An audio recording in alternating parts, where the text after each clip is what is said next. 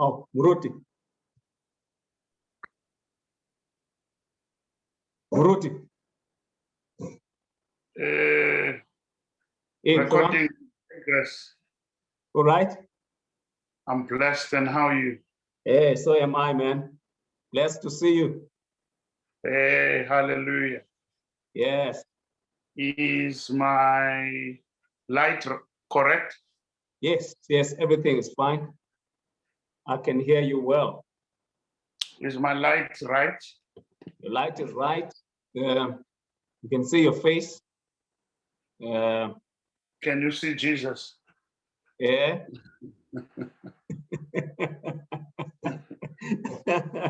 We can see the face of Christ. Hey, now, right? Sharp Unjano Pet. Hey, man, good to see you. Good to see you. Thank you very much. Yes. I see there's Andy Lejay.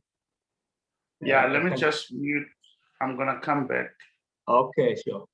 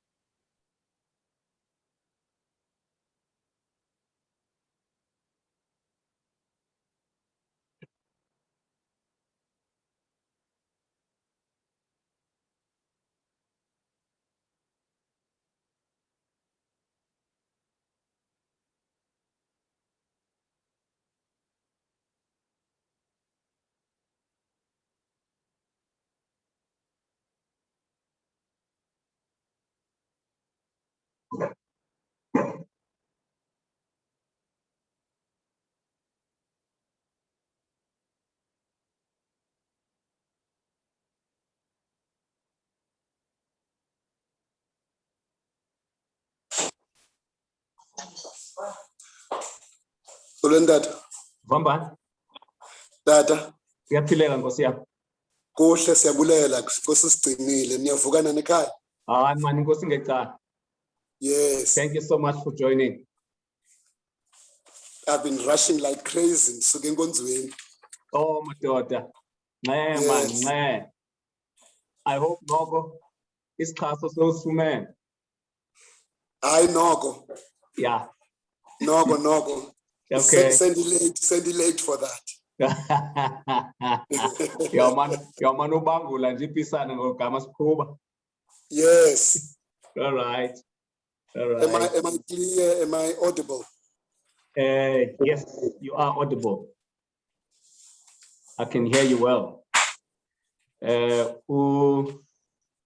Pastor Melane ukhona, but she's just stepped somewhere. But she's thinking already. So welcome. Thank you.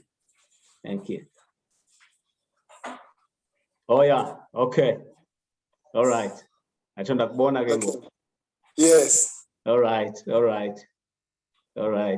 So senibuyele nina full time. Sesibuyele full time. Kodwa ke we are a small branch, so at least we are able to manage. Oh, social distancing and that. Yes, ikhona. Sinoko sibambalwa kakhulu. All right. Yes. Okay.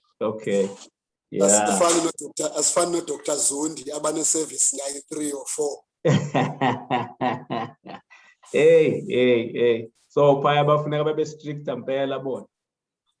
Yeah, by split numbers, babene services eziliqela. Okay, just to manage the influx. Yes, to manage the influx, the traffic. Okay. Yeah. All right. Amen. Thank you so much. Sis joiniwe ngabantu. I can see Ayanda, I can see Uvusizwe, Ngosi, welcome. And I'm sure others are joining us on Facebook because we are now live, streaming live on Facebook as well.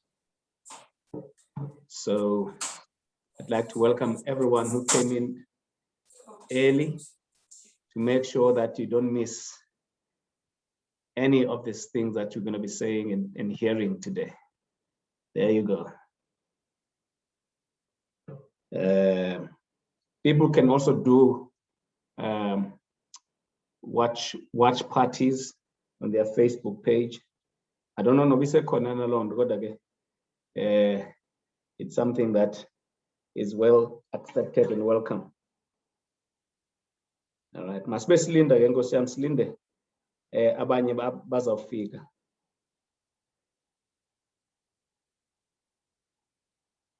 Oh, I can already see Omnyuvambane upper. City, we are ready for you. Gajen, welcome, Pura. Welcome, Sia, Jodwana. Good to see you. Unfortunately, I cannot see everyone, but I'll read out those that I can see now and then, but thank you so much for joining. We are also just about to start. The guests are already here, so thank you.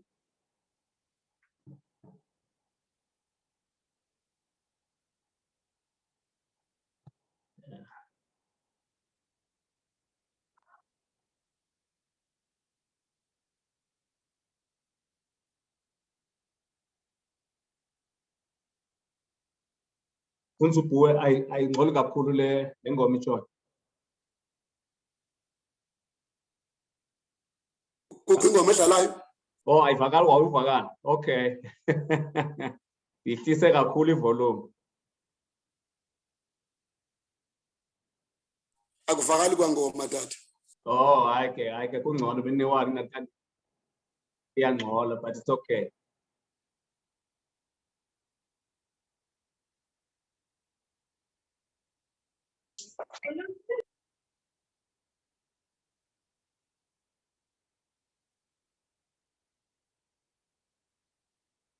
Oh, Mazibuko, welcome. Bonilo ngeni. Welcome, sir.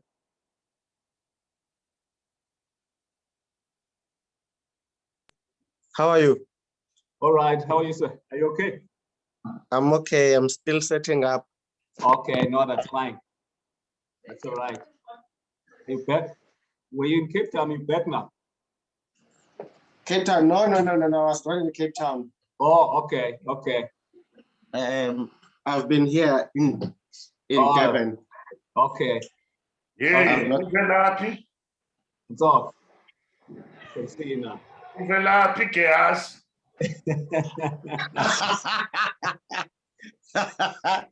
Ngikhona.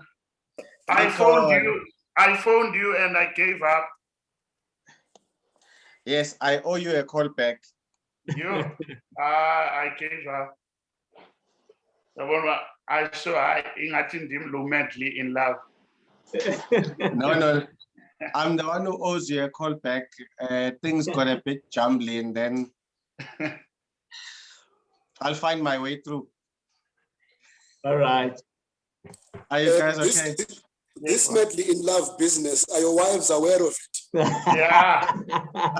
And so, Yeah. this madly in love business, are your wives aware of this thing? I know it's there. There's polyandry also in the mix, so we need to be sure.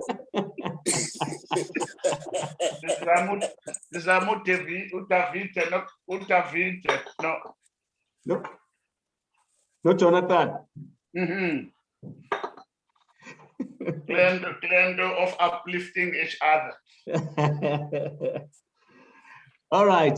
People are waiting and watching. Welcome, Kajen. Mones Intlek is watching. You're saying Aniva. I'm just going to increase the volume here. Please say if you cannot hear so that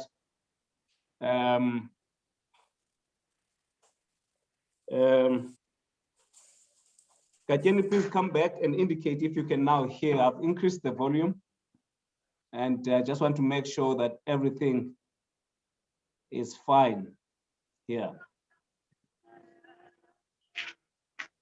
If those people on Facebook cannot hear, let us know. But I welcome all of you to our program today.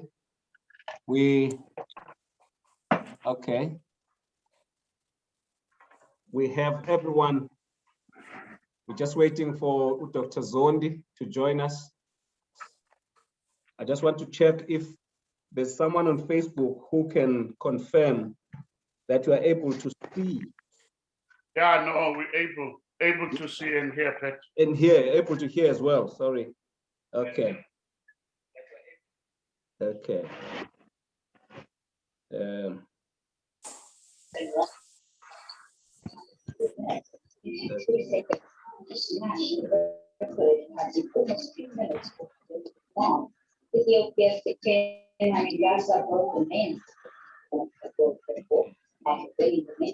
I'm just going to ask those people that are joining us to please mute their devices so that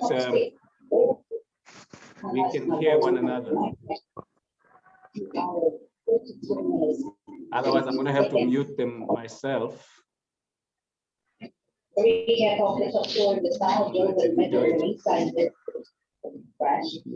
just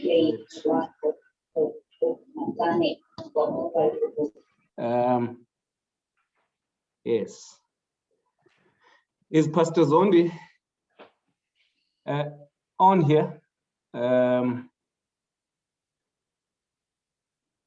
I can't see him. I hope he didn't join maybe with another person's device, because I saw you, Thando. You joined in through your wife's device. Yeah. All right, can I just ask those people? I'm just gonna maybe just do a mute, like an automatic mute.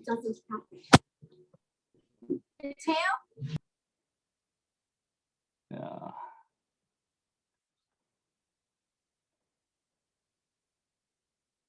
Okay.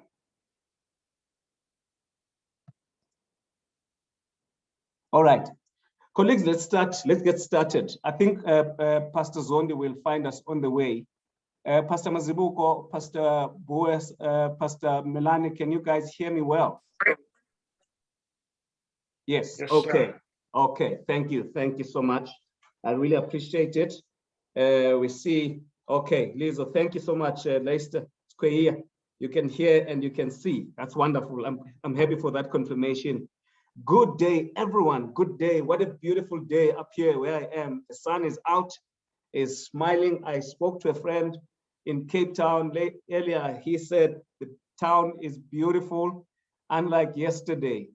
And I can see Pastor Mazibuko in Durban as well. He's wearing a t-shirt, so meaning that the weather is good there. All right, and thank you so much. Good afternoon, and thank you for joining us today. On this program, basically, we just profile people, ordinary people like you and me, you know, who just strive for excellence. That's what we're here to do, is just to strive and motivate and encourage excellence. They help inform, inspire, and motivate someone, especially young Black people, you know, with the idea that with God on your side, you know, with hard work, with effort, with excellence, there's nothing that's impossible for you. There are still people out here who are out to show that whatever your background, wherever you're coming from, whatever it is, your socioeconomic status, you can be that which you were made to be. And so these guys that we're having here today, are you really here to help us along that way? And by the way, gentlemen, I must say, no one is allowed to talk about Kaizer Chiefs or soccer today. There's no soccer discussion, please. Just, it's an unholy conversation, that one. All right, stay away from that. So today we're dealing with an important but sensitive topic, an issue that on how can men uplift one another. I must just say, my pastors, that there's a huge interest in this program today. There's a lot of people who have indicated one way or the other their interest. And I even remember one sent a message to a friend saying, are ladies allowed, or is it just for men only? So you can sense that there's an interest right across genders, right across different people. Others are from South Africa, others are from elsewhere.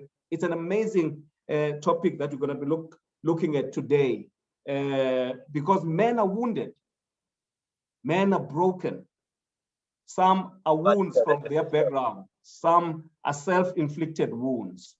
Some are wounds from relationships, wounds from children, wounds from their workplaces, their bosses, and all of that kind of situation. People are going through stuff, but we shut it all in. Though today the question is, how can we uplift one another? Men flock into churches, they flock into corporate, they flock into government departments, but they don't come out healed and uplifted. They feel all alone in the midst of things that are taking place. The question today we're dealing with is, how can we uplift one another? And by saying this, we're not saying to the exclusion of any others, of women or children, but we're just talking today about how we can uplift one another. Because it looks like the culture is saying each man for himself. So if you can climb up the ladder, you kick the ladder as long as you're up there. If you can get a great tender, good for you. You kick others out.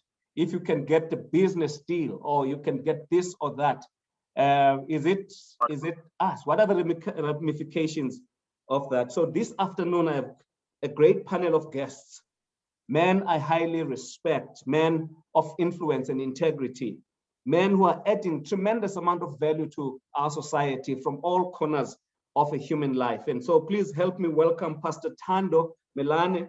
He's a great friend of mine in Zoto, a pastor, the founder of Destined for Greatness Church or Ministry, a facilitator, a mentor, and a businessman. He's very passionate about men's issues. He's married to Mamiki, and they are blessed with 2 children. Welcome, Zoto. Good to see you. Bless you. Thank you very much, Pat. Bless you, man. Well, greetings to everyone. Thank you. Thank you so much, man. Right. I don't see Dr. Zondi. Just let me know when he's arrived. He's here. He's Is he here. here? Okay. I'm going to ask him to show his face so that Wear the your viewers- spectacles. Eh? Wear your spectacles.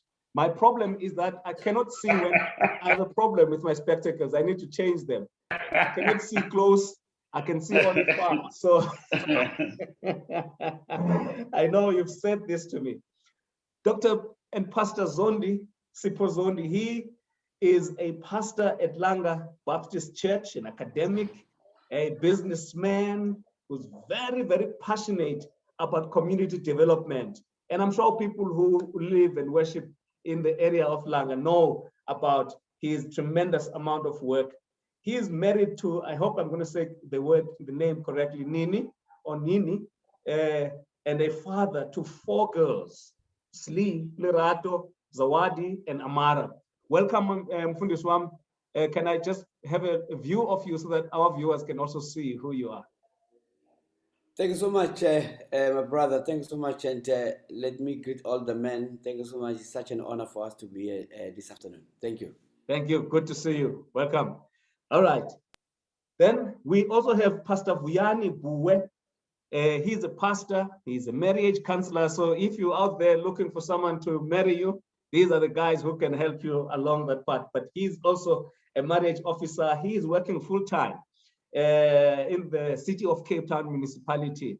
And by the way, one day we'll have to and bring pastors back to say, you know, under the COVID-19, should pastors, you know, should we have full-time pastors or can pastors be like Paul's and so on? Maybe that some other day we're going to have that conversation.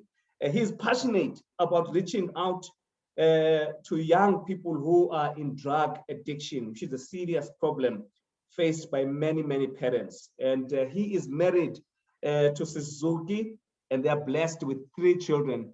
Welcome and say hi to everyone. Tata, thank you so much for the invite. Good afternoon, Mfundisi Melane, Dr. Zondi, and Pastor Mazibuko. Good evening, good afternoon to the viewers as well. It's good to be here. Thank you, sir. Thank you. Last, definitely, but not least, we've got Pastor Khethelo Mazibuko. Oh man, a pastor to so many of us, an international public speaker, and the founder of the Word and Life Ministry. He is passionate about the Word of God, is also very passionate about matters that relates to men. And he's married to Norma, and they are blessed with 3 boys. Fundis, welcome. Welase, good to see you. Good afternoon and greetings to all the pastors and the viewers as well. Thank you for inviting me to this discussion, Pat. Thank you. Thank you, sir. Thank you. We are the ones who are blessed by your gracing this. All right. Okay, I will try and send my brother here the Zoom details just now, but let me just do this because I want to acknowledge those people who are also joining us on Facebook that I can see here. We can see Uvuli Dludla, Sime Kwadala, Temgosi Matika. Welcome, gentlemen. Good to have you here. And I'm sure there are others that cannot be able to see here. Please bear with me taking my spectacles and putting them down now and then. It's just the way it is. You know, I'm unfortunately got bad eye genes. So, all right, gentlemen, let's start. Let's start with you, Pastor Mazibuko. You've been here when Thando before, and maybe people may have heard a bit about your background. But I think let's do it again for those people that have never seen you or heard you. Just tell us a brief about yourself, where you're from, your background, and what makes you interested in this discussion. So we're going to start with you, and then go to Dr. Zondi, and then go to Pastor Buwe, and then Melane, in that order. Briefly. Thanks, and let me greet once again. It's a tradition that pastors must always greet when they before they talk. As you said, I'm Pastor Khethelo Mazibuko. I run a ministry called the World and Life Ministry. I've pastored and been pastoring in the Adventist Church for just over 10 years. Academically, my work is more on systematic theology, Christology, and hermeneutics. In terms of ministry-wise, I'm passionate about family ministries. I'm passionate about Black Christian business development, and I'm very passionate about social justice as well. So those are my 3 areas that I really work on a day-to-day basis in terms of ministry. I'll keep it that short. All right, thank you. That's great. Thank you, man. That's powerful. That's nice to hear those kinds of things as well. Yeah. Dr. Zondi. Thank you so much, my brother, man. Thank you so much. You know, Yeah. I thought I was going to be the last one. The first one shall be last, and the last shall be first. I think we're supposed to be the last one. I think Melane is supposed to come, you know. But anyway, thank you so much for the invitation. Yes, Look, sir. my name is Sipho Zondi, of course, and originally I'm from KZN, and brought up and grew up in Pietermaritzburg, but I'm now in Cape Town, pastoring a church, Langa Baptist Church here. My passion is ministry to man. I'm pastoring a church here, in Langa, an old church. It's a church that is about 78 years old. Sure. And this church, it is the first Black church in the Baptist in the Western Cape. In the oldest township here in Cape Town, and when we came here, couple of challenges that we still face, of men who grew up here. So I have a lot of interest in ministry to men. My passion is that, but I'm also passionate about married men. Talking mainly with married men. I grew up in rural areas. I was born and grew up in rural areas. My father is a pastor as well, and I have 3 other brothers who are pastors, and my grandfather was a pastor. So Wow. so was a preacher. So I'm brought up in a family of pastors, which itself has its own challenges. But anyway, it has its own challenges. But look, I'm really very passionate about ministry to men. At church, we have a ministry to men. I meet men at least once a month. Pastor Zondi, someone said, if you can just increase your volume or your voice, they can't hear you. Yeah. Yeah. Oh, okay. My apologies. Yeah. Yeah. So I'm passionate about ministry to men, particularly married men. So we have a ministry to men at church, and I'm very passionate about community development. But with regard to the role of men in community development, that's my passion.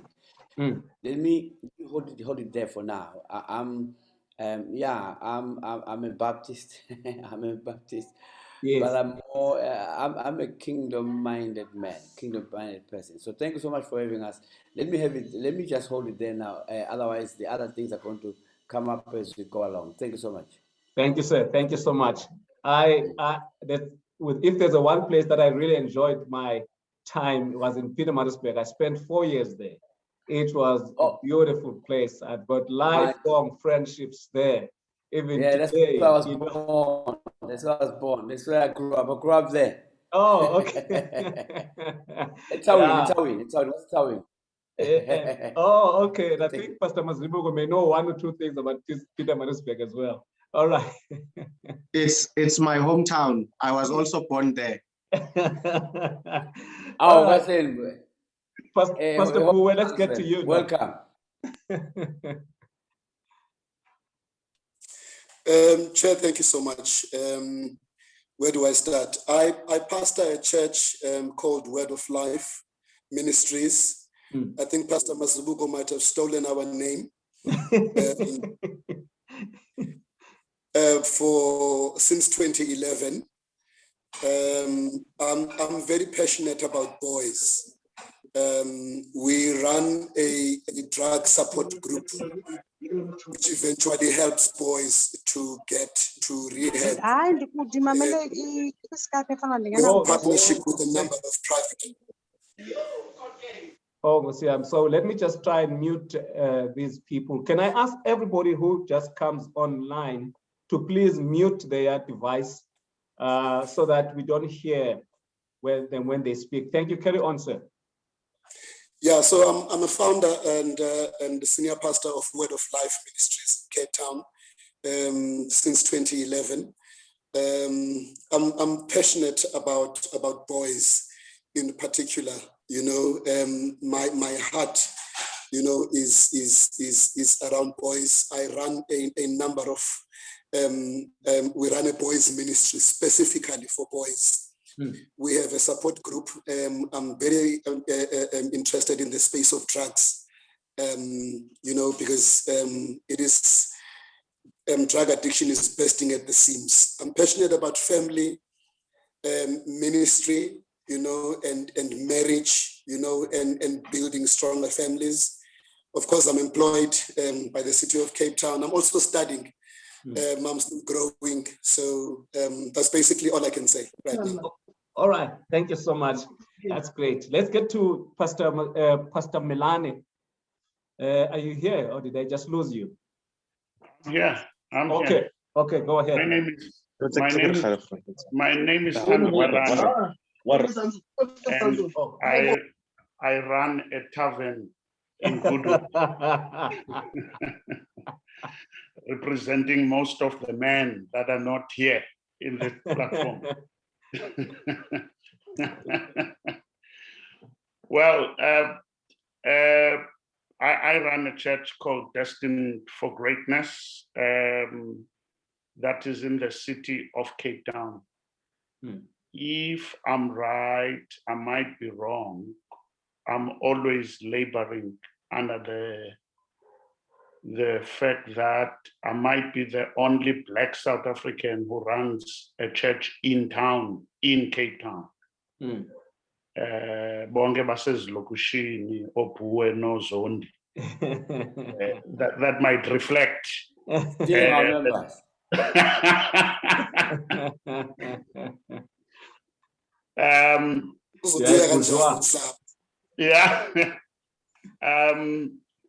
I think I'm passionate about men because I'm a man.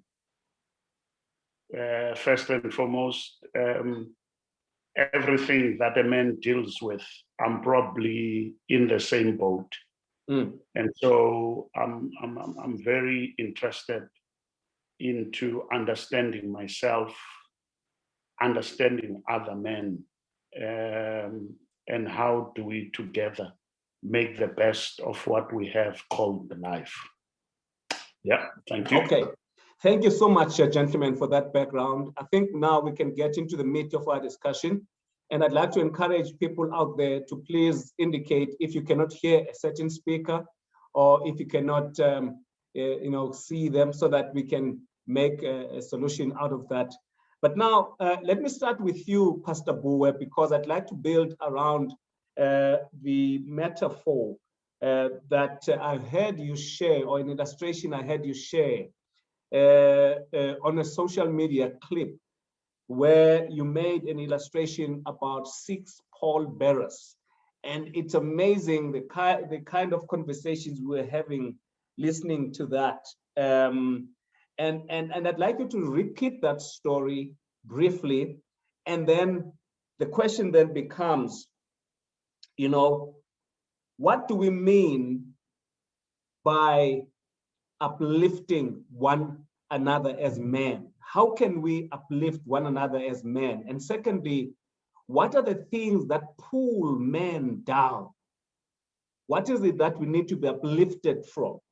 And then we'll take it from there. If you can start, Pastor Buwe, and then gentlemen, feel free to chip in, you know, but let's be brief, straight to the point, and so on. Yeah. The clip I had shared was referring to men needing 6. In fact, the metaphor is about a dead person in a coffin who's being buried, who has 6 people who carry him from the hearse to the house, from the house to the church. After the church service, they carry them to his grave. And my question was around, I wonder how life would be if we had 6 people who were intentionally in our lives, whether by hook or by crook, to push us towards our destiny. People who came intentionally in our lives to make sure that we become who we were destined to be. People who are in our lives by realizing the gifts that God has given us and who are there to make sure that those gifts that God has given us do not die. So that was the gist of the clip. Wow. It was just questions because I was looking at myself. I was looking at the support that I have, which is non-existent. Even in ministry, I do not have people I can go to and say to them, this is my struggle. Because I am seen as a father, I'm seen as a founder of a church, I'm seen as a leader, I'm seen as somebody who is complete.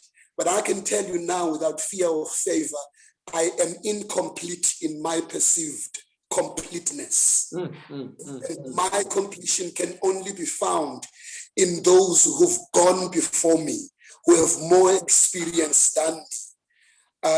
There's a term that I heard from another international speaker, a term that says, we need to lift as we climb.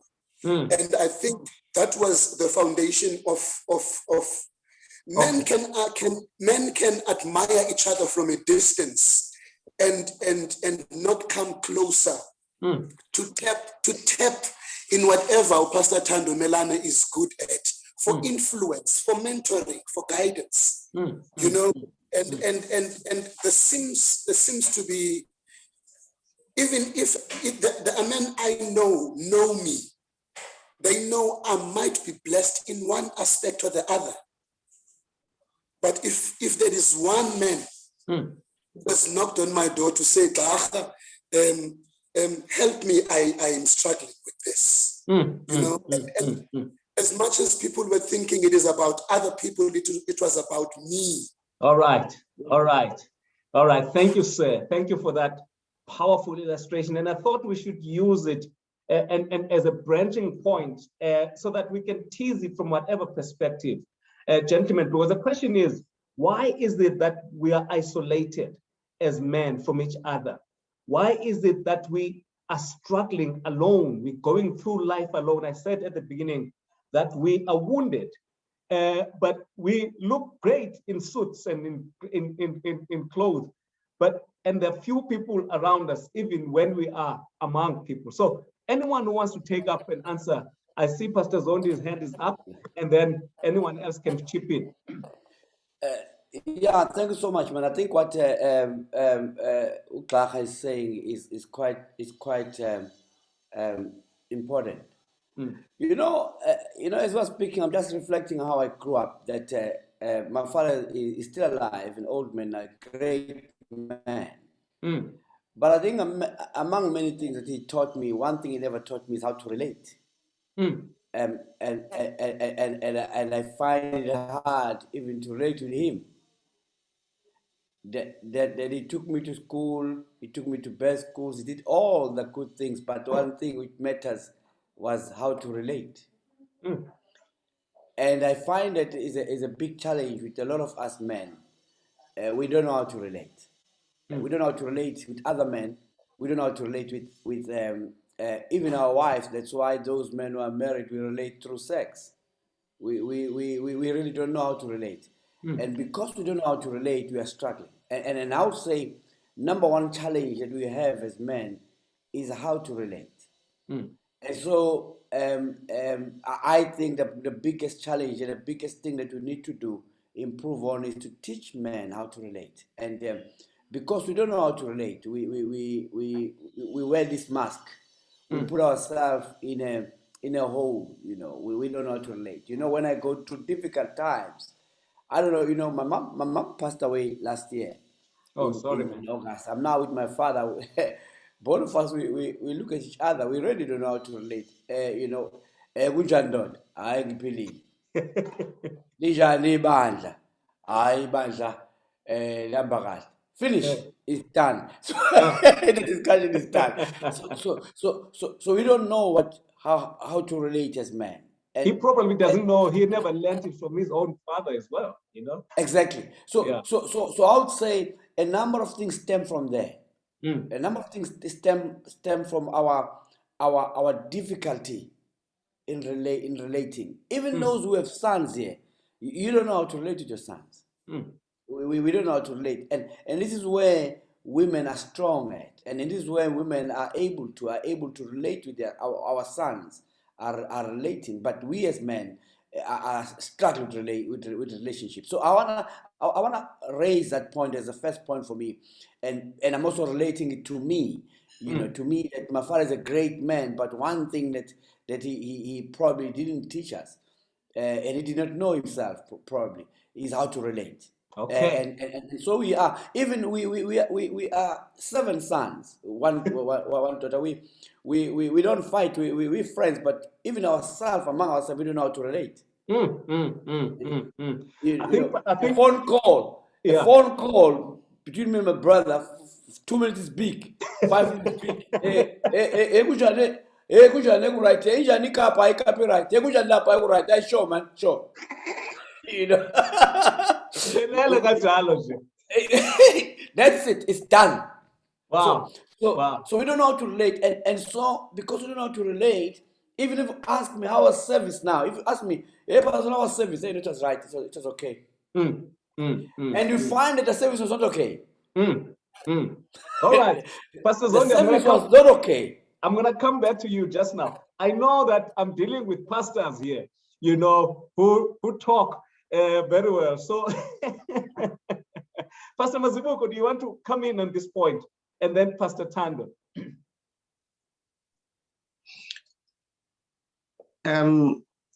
Thank you. You know, just on the 2 things that have been said by Abefundis. One is already picking up that I was listening to the 2 of them, and as they're taking notes as well, and I'm thinking to myself, just on those 2 things, they've introduced enough for us to have a discussion for the whole week without adding anything new to it. If I were to borrow from Pastor Buwe, his illustration of the 6 pallbearers. With the 2 of them talking, I already identified that there are 2 missing pallbearers in my life as a man. I am missing a relational bearer, someone who's going to teach me as a man, my example of relationships. We don't have examples of relationships. Number 2, I am missing a pallbearer of identity, borrowing from Pastor Buwe's beginning. No one has ever defined for us what is a man. And I mean that in the context that, for as far as I can remember, our manhood has always been circumstantial. As a result, as men right now, with the awakening of women, with the awakening of knowledge, we find us as men facing an existential threat, because the women that needed us no longer need us in the context of the things we thought made us men. We were comfortable that we were men because we provide. We were men because we protect. We were men because we are physically strong. But what has happened is that the world has gotten educated. Women are getting richer. And as a part of that richness, they are able to provide for themselves lifestyles with security. So then the question is to come, so now what do I do? What's a man now? Already from the 2 gentlemen, I am 2 pallbearers short. I'm not even sure if I can find the other 4. But my case is already weak. So just without introducing anything new, I have to start there and say, it is clear that we need someone to help us as men and of course that help us is within ourselves, Mm. to come up with a definition of manhood that once and for all will not make us subject to the winds of life. Mm. And secondly, with that, we need someone to take us to the world and help us know how to be part of it, the relational part that Dr. Zondi was referring to. Mm. I'm already like a 4x4 stuck in the mud just there. Just there. Sure. How do I define manhood? We had this discussion in Newcastle a couple of years ago. I was with Pastor Bloss. And one of the things that came out is the fact that if we took away circumstances, we were left as men in crisis. In fact, some of the men uttered it out and said, "Pastors, we hear you.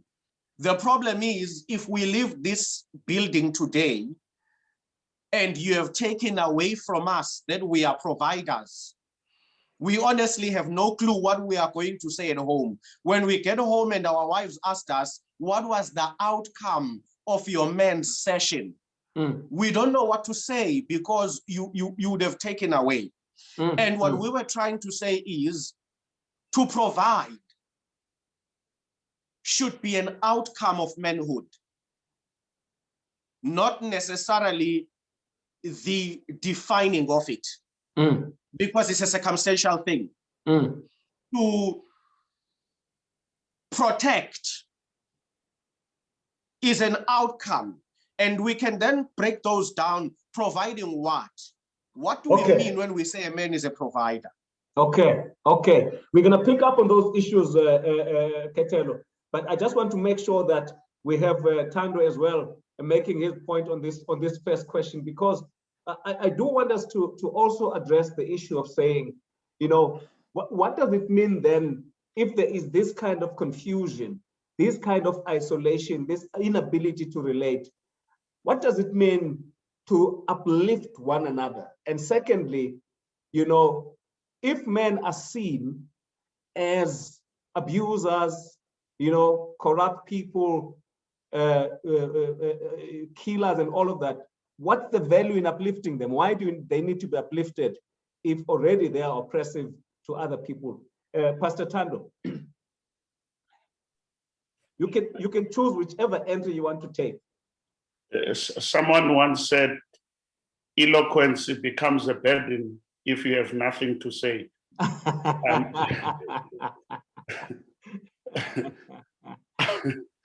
I just think I'm gonna pass this for now because I'm right now tearing because I was not expecting that this discussion will zoom in because I'm practically sitting with this question.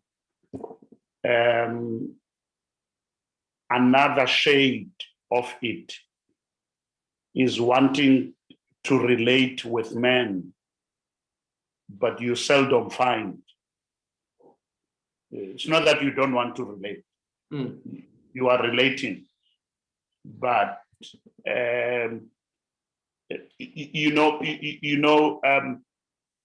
most of the things that I know about men come through women. It is a woman who will say, there's a problem at home. A man would not say that. And as a result, if a man is married, I've decided not to make up my mind as to what kind of a man he is until I meet his wife, because that's most likely gonna come out of that. I'm really looking for practical things that we can do to relate.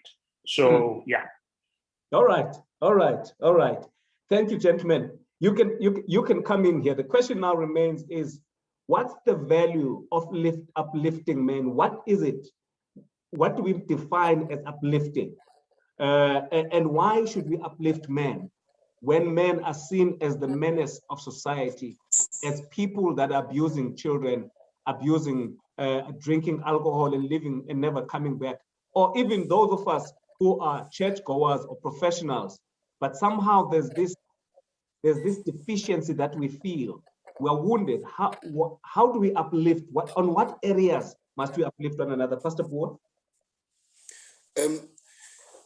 Before we can even uplift, I'm of a firm view that what I understood to be manhood has reached its sell-by date, and it needs to be redefined, so that I can start in my own home and impart that to my sons. If I do not redefine what I called manhood, then I am a useless father in terms of fathering my son, in terms of imparting something they can carry in their lives to be men of substance. There is something substantive. There is something beyond the position I hold and the influence I have that needs to be redefined, to be reconfigured. Because if even the term being called a pastor is synonymous with many things you have seen on TV, which have got absolutely no credibility, honor, or the representation of the word of God. So for me, before I can even be uplifted, the foundation has shifted. It needs to be reinforced, to be reconfigured, to be redefined. There is a deep incapacity that has happened in the institution called manhood. And before we can move any further, we need to go into a class after somebody has been in a terrible accident where they learn to walk again. Because manhood as it stands does not speak to our society. Sure. Come in, gentlemen. Come in. It's open. It's open season. Anyone can come in. We're trying to. I mean, this matter. I'm becoming also quite, warmed up and emotional about it, because it seems as if we're all going through the same challenges, and it does not matter what ages it is. It does not matter what socioeconomic status, whatever church you belong to or you don't belong to any church, but we're all bound by this idea of what. Of the wound of manhood. And some of us have tried to define it through circumcision or circumstance. Some of us have tried to define it from walking up the mountain. If you go up, you are a man. But it seems as if those definitions are not able in themselves to help us to be able to be the kind of people that we have to be. So go ahead, Dr. Zondi. A story is told. I've heard this story a number of times of a couple that visited another couple. Yeah. And they stayed for over an hour or something. And the ladies went to the kitchen to wash the dishes after having dinner. Yeah.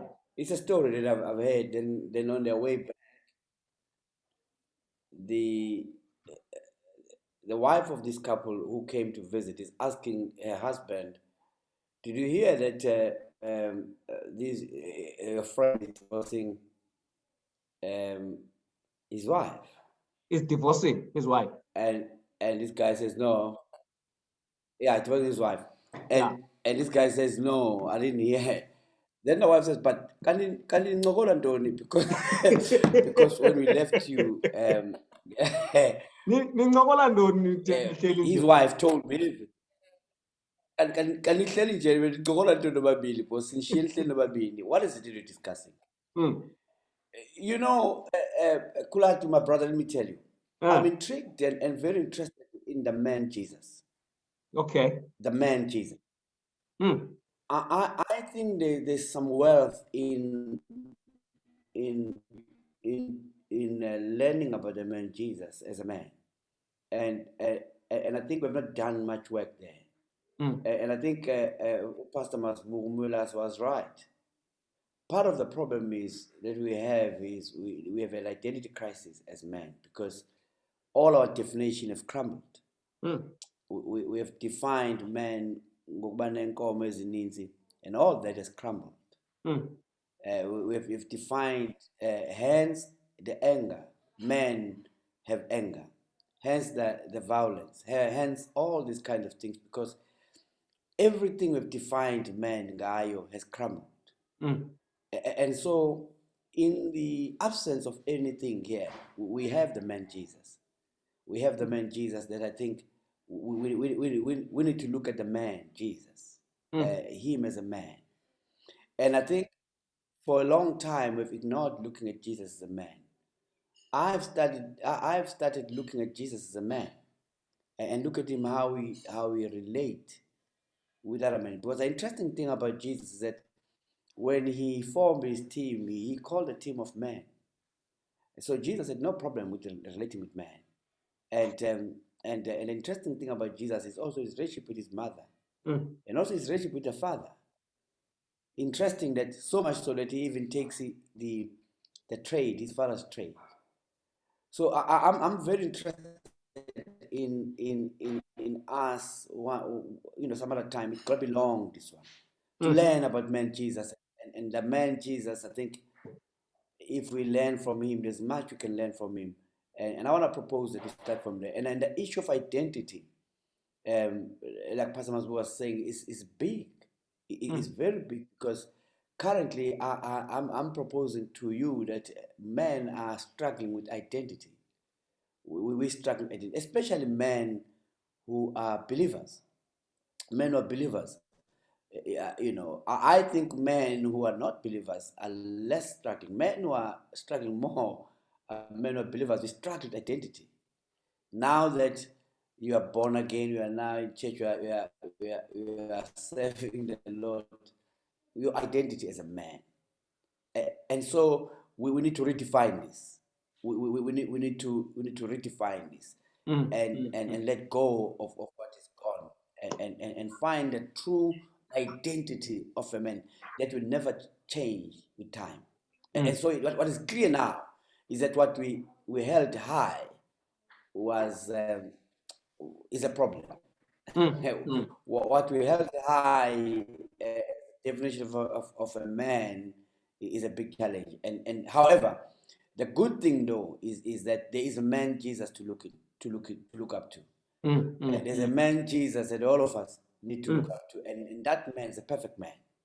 He's a perfect in identity. He's a perfect man in relating.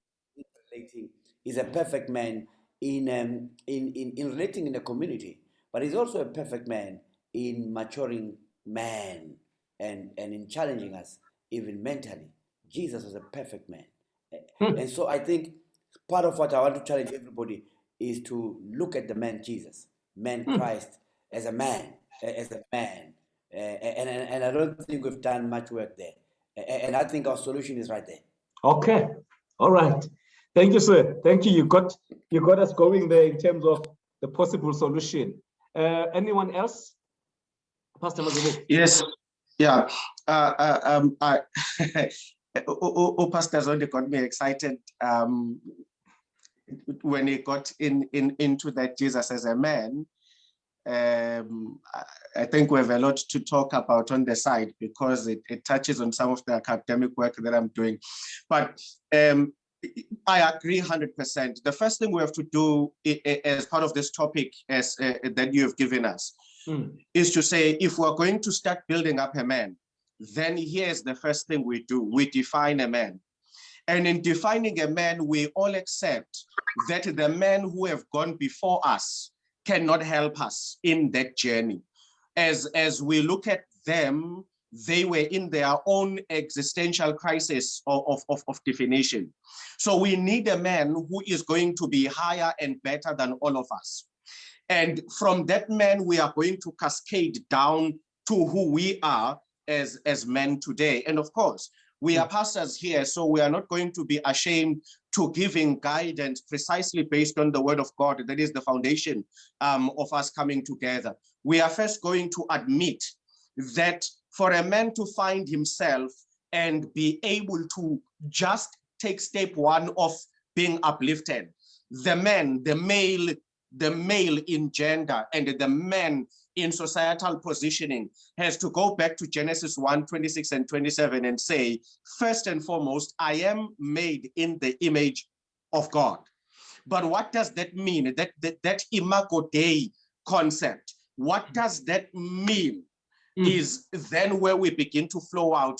So first and foremost, unless and until as a man, I acknowledge that there is one who is the foundation and superior. That word superior for me becomes important because masculinity thrives on superiority.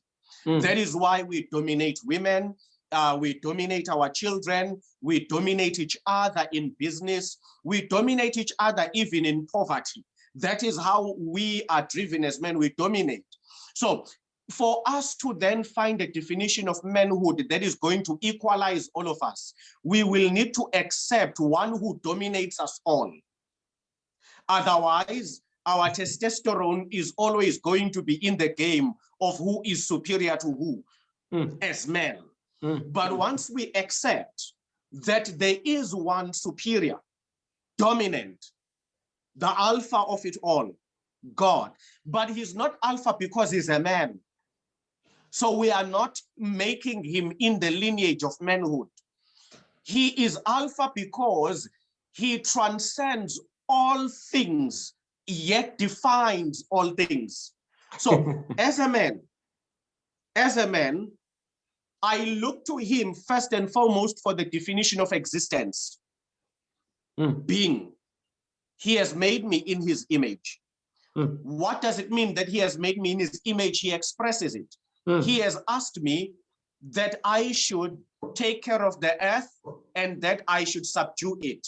Huge colonial mistake in westernized colonial hermeneutics was to understand those words, subdue and have dominion, to mean destroy and trample upon, when in their Hebrew origin, they mean serve, promote, make sure that you are in favor of its well-being.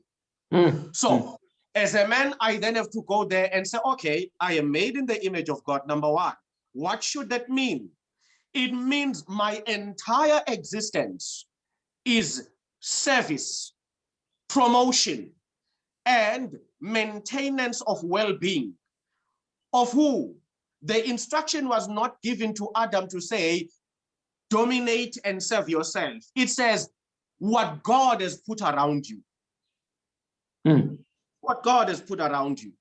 So I think for me, that's where then I begin lifting myself up, that I was made to promote. I was made to serve. I was made to ensure the well-being of whatever is around me.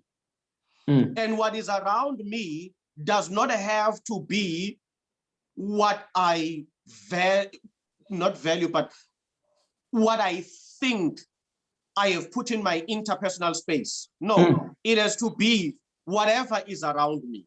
So if there are women around me, they are part of it. If there are children around me, they are part of it. If there's a career around me, it's part of it. If there's a community around me, it's part of it. If there's nature around me, it's part of it. If there's a dog or a cat around me, it's part of it. Because then it all encompasses the beginning of the vision of what it means to me to be a man. Wow. Then from there, I'm going to Jesus as that perfect man. Wow. Can I just come in, my pastor, come in. It's getting exciting and deep as well. I wanted to throw a spanner in the works. Oh Lord. I 100% agree with Pastor Mazibuko and Pastor Zondi about examining Jesus the man. But my question and the spanner in the works is this: what has happened to that theology of Christ the man in relation to our forebears? that they've become what they became, because we are a result of them.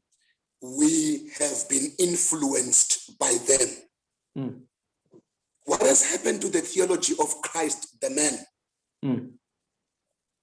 When our forebears are what they were, Mm. and we are what we are. Mm. Mm. Mm. Mm. Could it be that the theology of Christ as the man needs to evolve for each generation?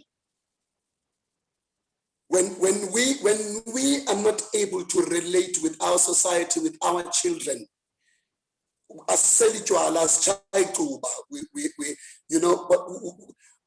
has the emotive man gone? Mm. Even to a man who has accepted Christ as the Lord and Savior. Mm. Bible believing, word entrenched. What has happened to the emotive man? Mm.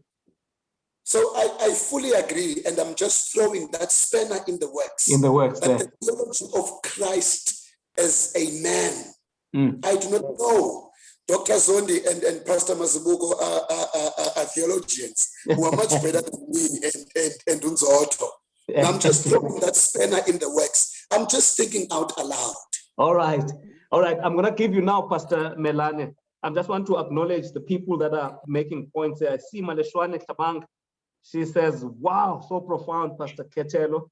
And Noma Mazibuko, welcome, ma'am. Good to see you. She's watching.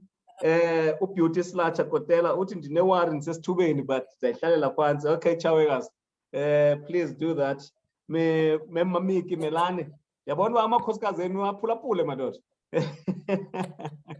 Uthi, this conversation is really loaded. Nothing like what seems at face value. Wow. I sense that too. It went to a deeper level, because I guess that's where the root of the matter has to be. And it feels already that we've got to come back to this conversation again. And then Unaleti Molope Serut is watching. Now we crossover sessions. I think Pastor I forgot his name now. Blose. Pastor Blose. Blose. Yes, I listened to his message yesterday. I think he was in PE. Well, last Ndaba is watching. Uput Seth Matetuka. Uti, I support Jesus to be our example as men in Christ. McDonald Mzimkulu Pambaniso. Uti and perfectly says, Nangu unomaswazi. Ngai, Uti, I'm worried. Ingati, it's mostly women watching. This conversation is really loaded. Uti Uyabuya Umaleshwane is saying, Uti, is what we are faced with a hopeless situation? I think it's a very important question there to say, how can we turn things around? Is it a hopeless situation as we are looking at those 9 boys, young boys who were burnt to death by the community members? The situation in our community is rape, robbery, substance abuse. We need more men on the ground. Matetuka comes back with the humility is key in men finding themselves. I think he's adding another value to what Pastor Mazibuko started really building there. Jesus washing the feet of his disciples is something men must emulate. Nomaswazi, service, promotion, maintaining of everything, everyone and everything around you, rich conversation. Now, Uchibili's Chawe and Maud Makanda is watching, Pura is watching. Oh, guys, it's just amazing. I can see Usimpiwe Mtengwana, he's here, and many other people are here. I just want to read here also, Uti Seth Tadi, very thought-provoking, looking at Jesus as man. In addition to learning from Jesus, the man, maybe if we should also learn from David and Jonathan, friendship would find clues on how to relate. I see that because we are pastors, the tenor of the conversation obviously is going to be more Christian and biblical basis. But there may be also other viewers who are watching who may not subscribe to it. But the point I'm trying to make is that let's not hide who we really are as pastors, but I think we also need to say what are other ways that people can begin to deal with the sabotage that man is experiencing, because it feels as if there's a self-sabotage that we're all experiencing. Sabotage, sometimes it's self-made, sometimes it comes from what our forefathers didn't train us on. So the questions I want to find out from you is that, what are the things that sabotage us from fulfilling our purpose as men? Especially the stuff that Pastor Mazibuko is beginning to talk about: promotion, maintaining things, serving, Seth saying humility and so on. What are the things that sabotage us from fulfilling and building those capacities? Thando, are you there? Yes, Pep. Yes, go ahead. I think I was going to start by touching to what you've just alluded in terms of someone might say when Pastor Zondi or Dr. Zondi is saying we must look at the man Jesus. And sorry, Thando, your light is there's a light coming through there. I'm gonna ask this person here, I can't see who is, Sipho, please mute your device. I've just muted you now, but please mute it so that we don't hear what you're saying. Okay, Thando, I can see you very well now. Go ahead. Yes, I was saying, as Dr. Zondi says, we must look up to Jesus, the man Jesus, and Pastor Mazibuko. Someone might think that we're now getting religious on the issue that is not religious necessarily. It affects men, but I think they are right. Let's apply logic at it. Okay.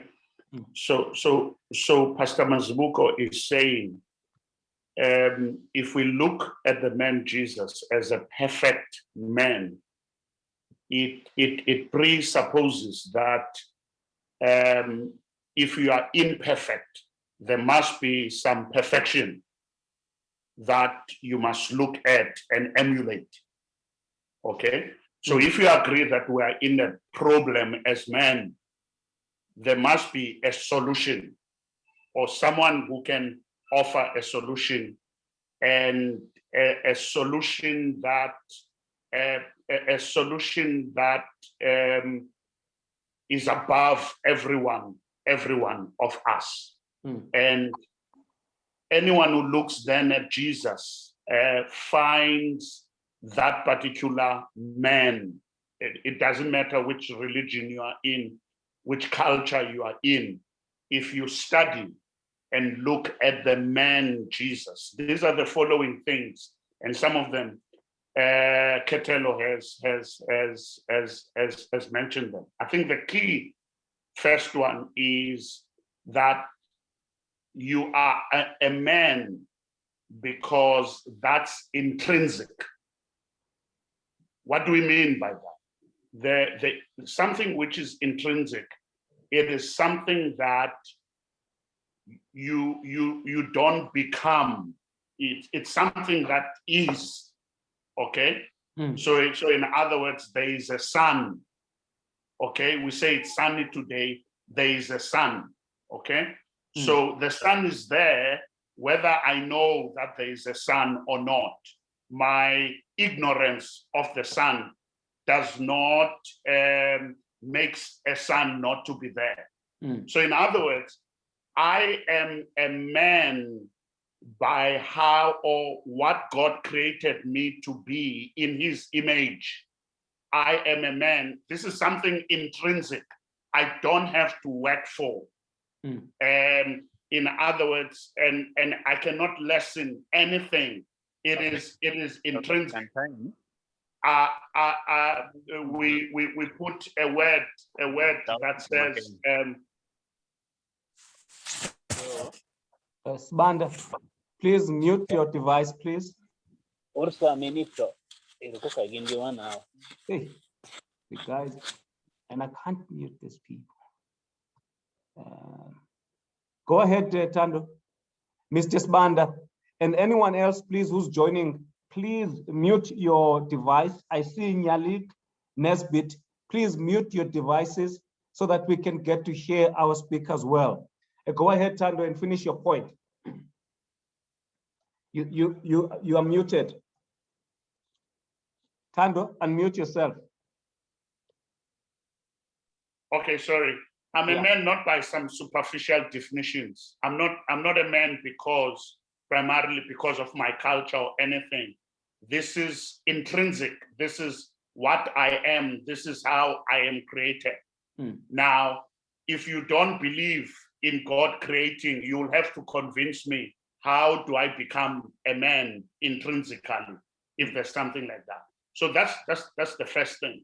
So which makes then what Khethelo has just said in terms of serving and other people, Pastor said, in terms of humility, is that it must stem out of, because you can't serve if you do not know who you are.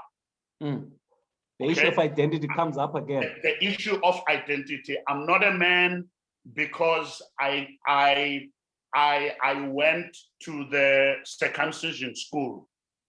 I am a man because that's how God has created me to be. So my testosterone is not accidental.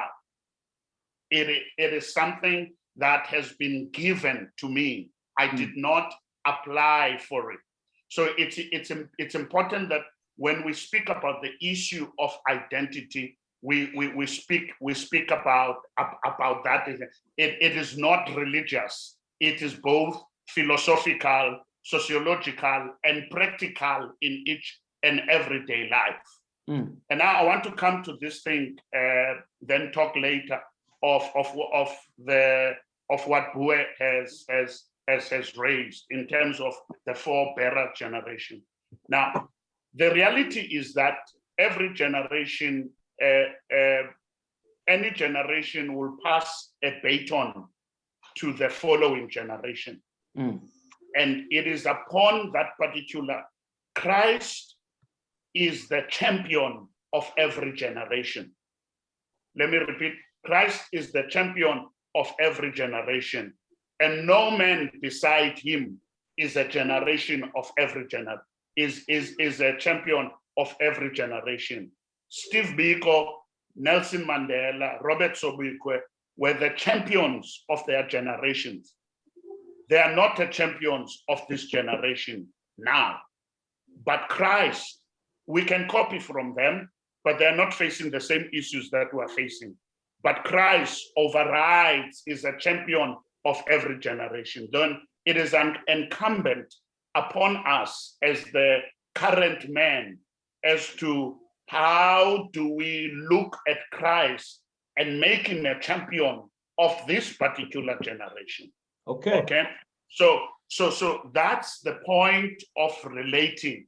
We start there from a point of relating that I am a man not by some superficial definition.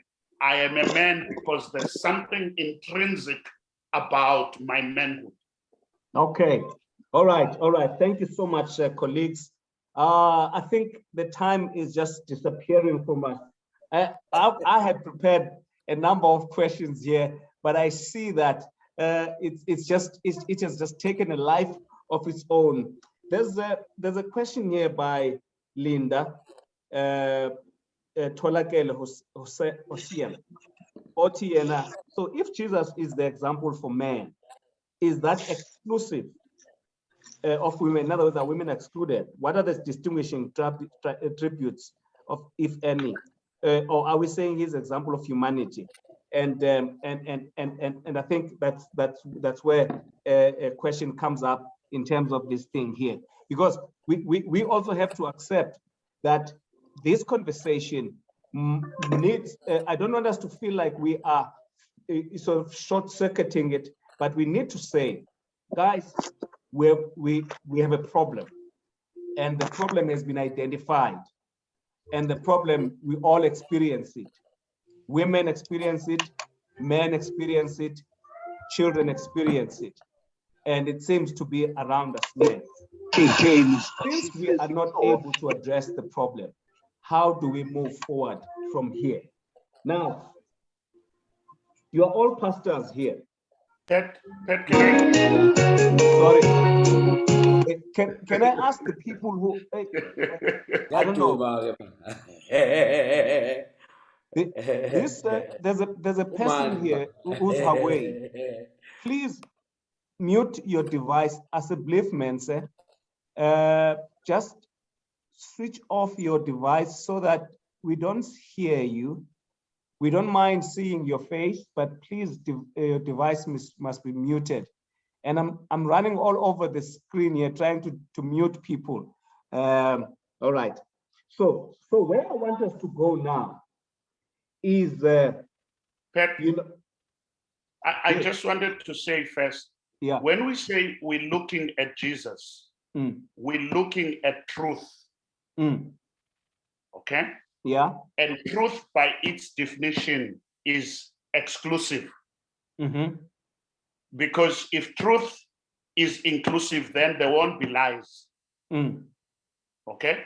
Yeah. So we what we're looking for as men is truth here. And that the Jesus we're speaking about is the Jesus who is truth. Yes. In other words, with him, there is no contradiction of lies. Yes. And so I just wanted to say that. Okay, but you're not saying that women are excluded from him. I think that's what the point that you're making. Women are not excluded from truth. Yes. Okay. They live in truth too. Okay, and then Uputset Matetuka, Upukula, how do we remove identity of manhood from obsession with materialism on focusing rather than on relationships and serving? It's a big problem because, as I said in my question to you, what we talk about as men, I'll give you now, Pastor Zondi, what we talk about as men when we meet together, we talk about cars, we talk about the new house, we talk about the new shoes, we talk about, the latest this phone, but, how can we move away from material things? Sipho, go ahead, sir. I'm going to be very brave, Pat. You see, because this is a very, it's a very long discussion. Yeah. You see, the object of man, when we grew up, the object of man has been material things, but that's how we're brought up. So when we're saying we should remove the object of man from material things to Christ, the perfect man, that's exactly what we're dealing with. You see, let me put it this way. Paul says, I think it's 1 Corinthians chapter 11, verse 1, correct me if I'm mistaken. He says, follow me as I follow Christ. In other words, Paul is saying, I'm looking at Christ. Christ is my mentor. I'm looking at Christ. He is this perfect man that I'm following. I'm following this perfect man. Then he urges his church to follow him as he followed his perfect man. So what I'm saying is, and I think Pastor Melane answered very correctly, that one of the things understand, Jesus is not a Christian.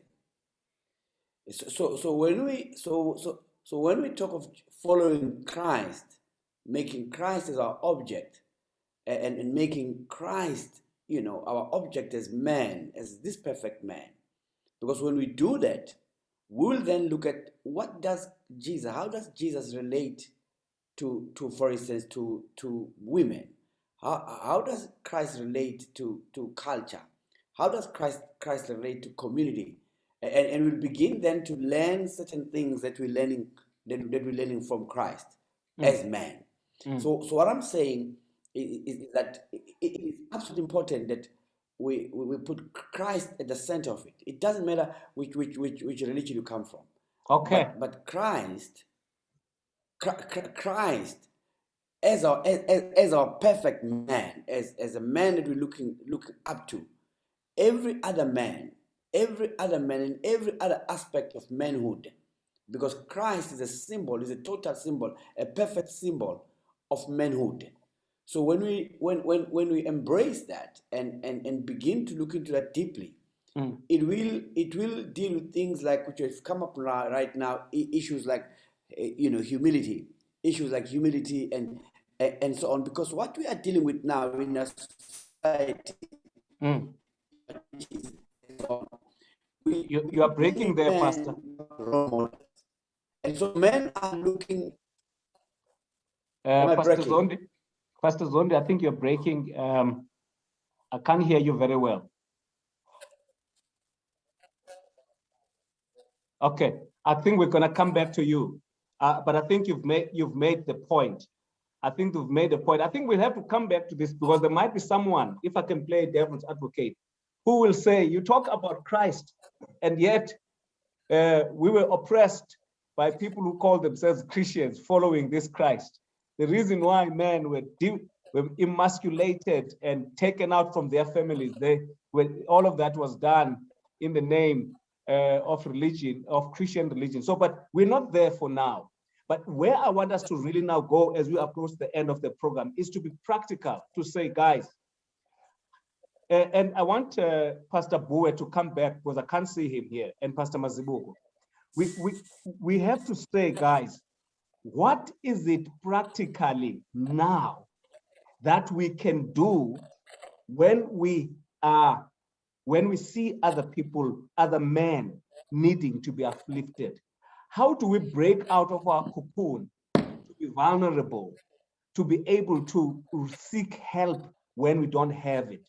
How do we deal with that uplifting of one another at a practical level now? I'm thinking of a man in the corporate world. I'm thinking of a man in an organization working here, in a community, in a church, wherever. How do we help one another? People are losing employment. People are losing incomes. People are struggling with physical illnesses and things like that. I'm talking about men, and they feel all alone. They feel emasculated. They feel that they are not good anymore to be able to really do the contribution. So how do we uplift one another? Pastor Buwe and then Pastor Mazibuko. Let me get back to you guys so that we can answer that question in more practical terms. Let's let Pastor Mazibuko go first. Let Pastor Mazibuko go first. His hand was up. Okay, sure. Go ahead, Mazibuko. Okay. Thanks, Fundis.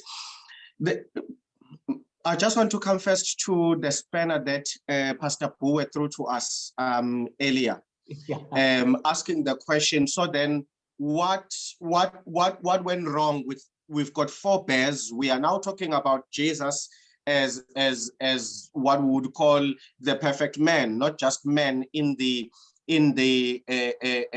masculine sense, but the perfect human being. Then we look at our 4 bears. What happened? May I suggest, if you look at many religions, not religions, if you look at many races and cultures around the world, one of the things you will notice is that there are more women in the religions than the men, or rather in Christianity, to be more specific, there are more women than the men, even beyond the proportional representation of men to women in terms of human beings. I think we are currently sitting at 51.9% of the world is women, and men make the other roughly 49 or less percent or so. And I think that is perhaps one of the things that leads us to understanding why all along Jesus has not been picked up as an example of a perfect man. It's because he is weak, and men are creatures of strength by culture. Let's face it. We are not attracted to Jesus because he's weak. And that's not what we were taught manhood is. Any man who reads the Bible will identify with King David. We read our Bibles.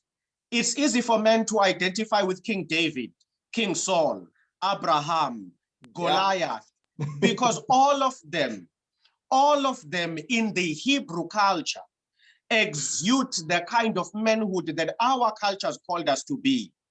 Jesus is the opposite. We are taught that a man is not a man without a house. Jesus had no property. We are told that a man must have many women around him. Jesus had no girlfriend, not even one. We are taught that a man must beat up other men. Jesus allowed other men to beat him to the point of crucifixion. He does not represent the man that our cultures idealize. So throughout history, our forebears did not relate with him because he did not meet the targets that our cultures and circumstances said a man must be.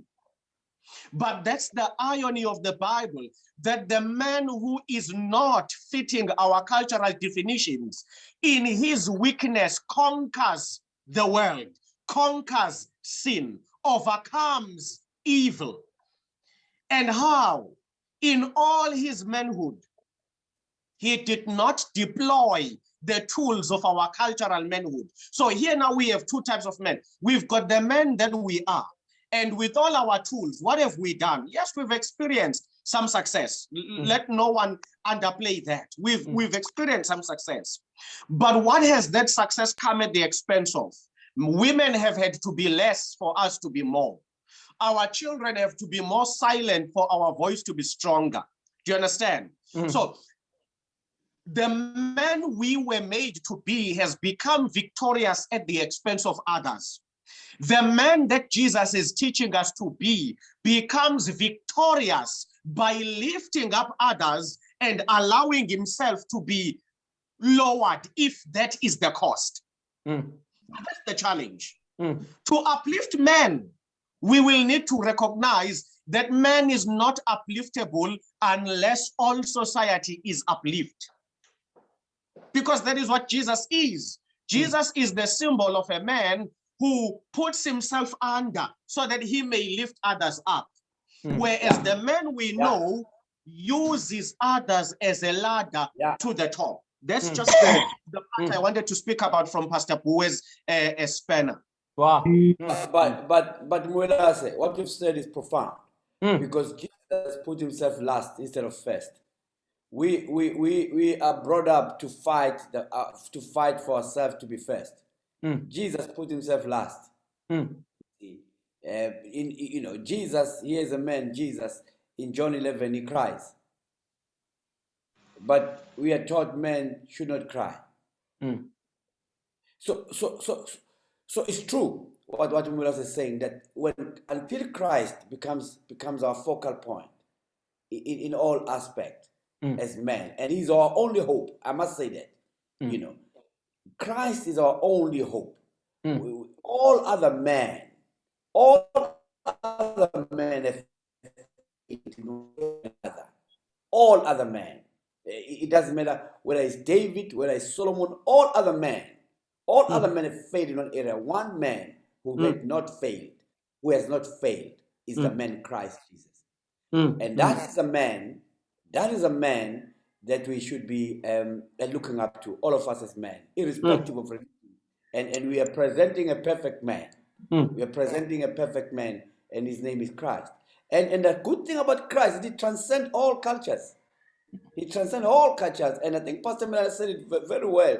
He is not just a hero of one generation. He transcends all generations. Even the ones to come, he still remains the perfect man. You see, because right now, we're not talking about Matiba. Matiba is gone. But guess what? I'm just giving an example. Christ remains this perfect man. So unless we agree, he becomes, even if it's business, even if you say, but Pastor, all about business, he remains a perfect man for a man who's a businessman. He remains a perfect man for a man who's married.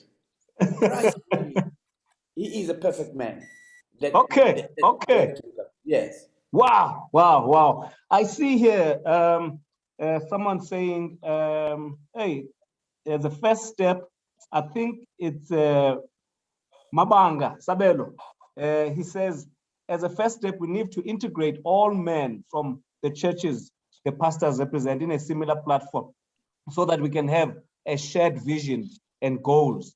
And I think this is the question that I had was, really, do we have platforms, gentlemen, where we can actually talk about these matters away from this? Because someone says here, Utembazana Ngalwana, thank you, Tembazana. Please ask for a space from channel 157 to influence more people. We need to be fed with this kind of food for soul. The world is in crisis. Thank you, Bodat. And when those of you who can move mountains for us to get this platform on 157, please make a miracle. Simpiwe Mtengwana saying, thank you, Kajeni Ngabatata Obazise Apa. Hey, ininzi imfundiso elapha endifumanayo. Nanku Thando Mamba is watching. Okay. Umziwanele Skakwe Epai. Ukwakhanya Moti Peter is watching. Abo Akamata is watching. Stime Kwatala is watching. Total Kola. Welcome, guys. Oh, my daughter. Umteteleli Mkabuzana. Oh, the powerful preacher, that one. Uti, powerful Pastor Mazibuko. People are just mesmerized by all these comments. Now, Sipho, a city materialism has killed and poisoned the way we relate with the environment around us. The minute I don't have or lose the status or material things, I, as a man, then become aggressive to regain the status I have. Utulu Babalo, we're living in a society that is transactional, such that if you don't have anything to offer, no one will help you, which totally defy the issue of giving help. Men don't want to help people who need help. They want to help those that already have. Oh, and that's when we are going to come back to continue this discussion. Pastor Vuyani Buwe, do you want to say something at this point? Kajeni, I fully agree with the speakers before me. And I just want to say there needs to be an intentional examination of Christ, the man. There are things that we need to examine at a deeper level so that the current definition of man, even as Christian, it can exist without toxic masculinity. It means we have misdefined. It means we have missed the point. In emulating Christ, in defining ourselves, it means we need to even transcend our cultural indoctrination of what manhood is. And I seem to believe that we can never experience Christ and see Christ wearing the spectacles of culture that still indoctrinate me to be who I am. And it needs that I get out of myself and yearn and investigate and look deeper into the person of Christ to be the man that would make an impact in this society, who would make an impact in other men. And I think we still have entrapments of our socializations, be it culture, be it society, whatever. And there needs to be an intentional purging or living, manhood as we know it, and seek, for Christ and seek him earnestly, so that we are able to then emulate him and do justice to the man Christ is. Wow. People are saying Nangulungile Mbunge is coming back to say at 157, whilst I was listening, or I was thinking about how this content can reach as many men as possible, which I do not want to compare with Ama Bishop, but okay, I'll come to you now. Seth Matetuka, who is through uplifting of each other as men requires humility first and foremost, then to be vulnerable to each other, praying for one another, meaningfully engaging each other on practical issues of social justice, caring and supporting the needy, and openly condemning abuse of women and children, as well as corruption. Uputset now, Upukula is really practical in terms of what it means. And pastors, I want you to get in that direction as well, to say what does this thing look like of uplifting one another? Because the people that are corrupt, we hear them, they uplift one another, they support one another with deals of corruption and all of that. But those of us who are trying to have an ethical, moral society, how do we help one another when we are struggling, when we are losing employment? Because if you lose employment, you get kicked off quickly from the society of men with employment. So how do we deal with those kinds of things at a practical level? We're now 15:31, we're supposed to be ending now. So I don't want to keep you longer, but let's wrap it up nicely with some practical ideas. Mazibuko, you have your hand up. And Thando, I haven't heard you speak. I had mine up. Okay, sure, go ahead. Okay, let me get practical. A doctor friend of mine was saying to me the other time, whilst they were at medical school, they were in the hospital and the patient came in the emergency, and they were trying to, they passed examining the patients, and they wanted to cure him very quickly. And he said the patient was bleeding and was wearing a beanie. And he said they checked all what was the problem, but they could not find a problem because they went out to solve the problem. And they realized later that actually they should have spent more time examining the problem, because the guy had a knock in his head and they did not take off the beanie. If they had taken off the beanie quickly, they would have found out what's the problem. So sometimes I learn from that not to jump into the solution without examining the problem. But here's something that is practical, that is how Buwe started.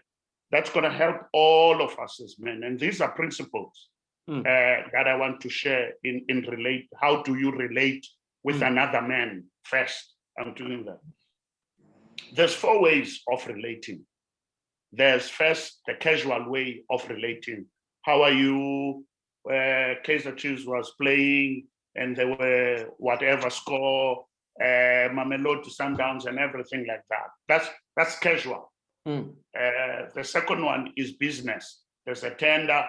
We must push this business. I don't have a job. That's business. And the third one will be problem. I have a problem with my wife. I have a problem. And most of the times as men, we relate in these 3 levels. We relate on a casual basis, on a casual basis, on a business basis, on a problem basis. So we might be men, and you'll notice that all of these things, of these 3 things, are reactive in nature.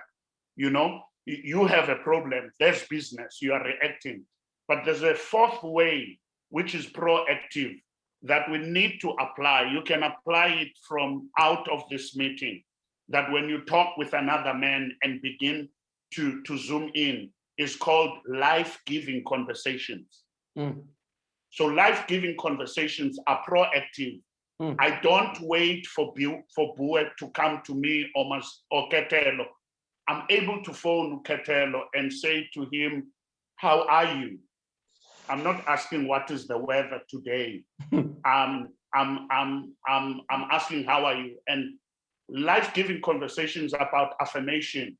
Am I able to talk with Buwe and say, Buwe, you good? I see that you are doing something with boys in terms of taking them out of drugs and everything like that. That if we spend more time affirming each other, that we will be able to ask difficult questions from other men, because you are assured that this man admires you. Take time to admire another man. Take time to ask, how are you?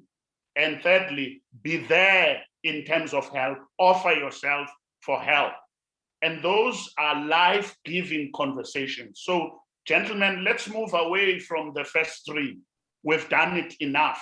Let's have life-giving conversations. Let's affirmation, ask, say, I'm available. Okay, go an extra mile in terms of support. Thank you, Pat. Wow, thank you so much. All right, who else wants to go?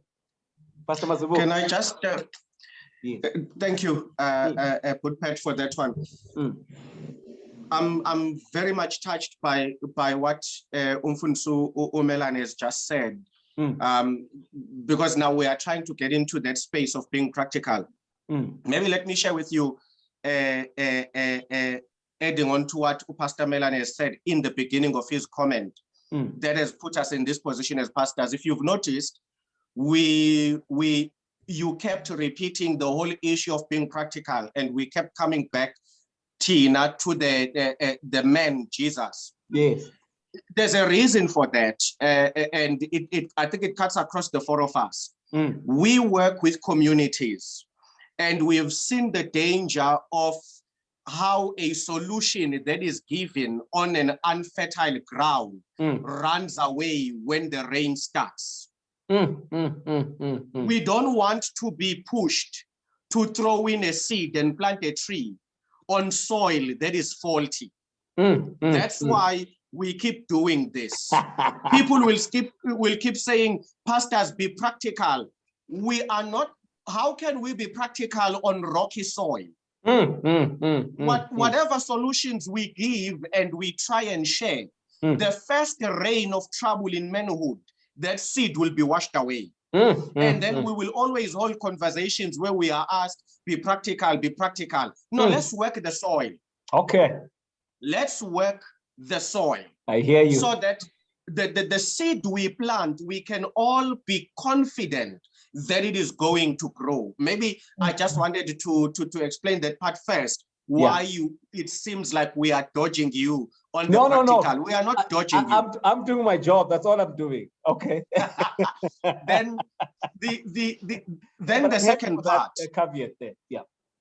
The second part connects to what Pastor Melane said, and I would want to bring it for me in those three principles. One, borrowing from Genesis, is the issue of promoting, which have been mind blown because Pastor Melane has put it in another powerful way, affirmation, promoting other men with that affirmation conversations that give life.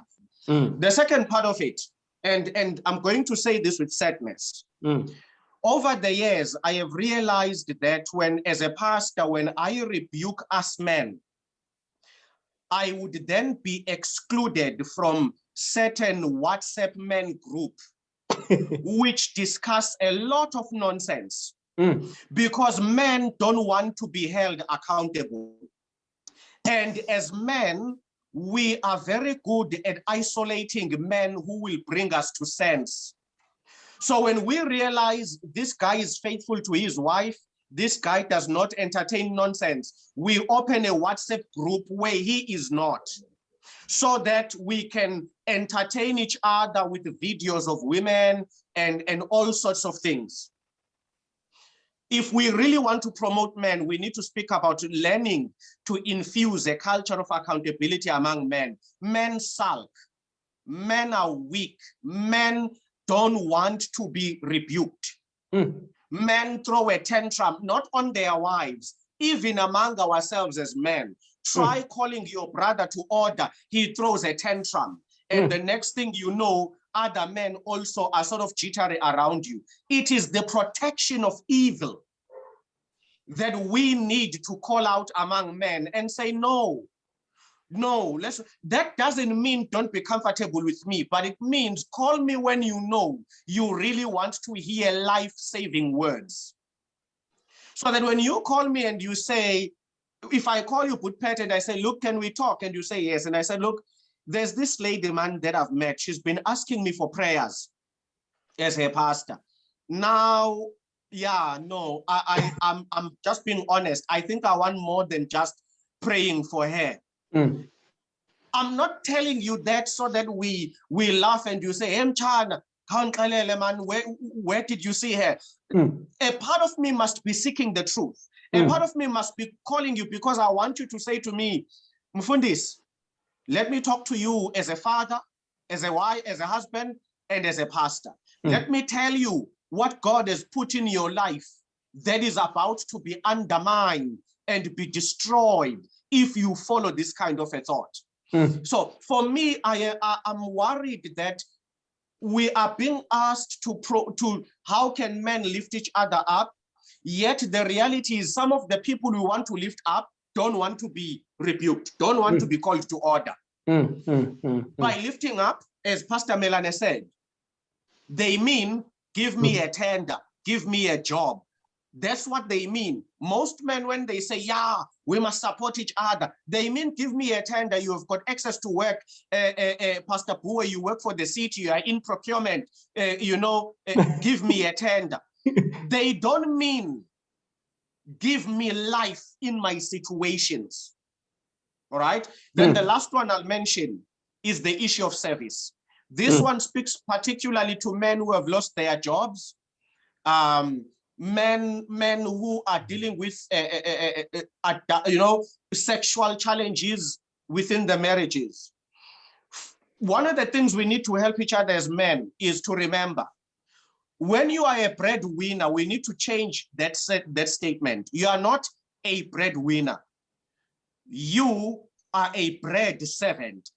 God has called you to serve this family through bread.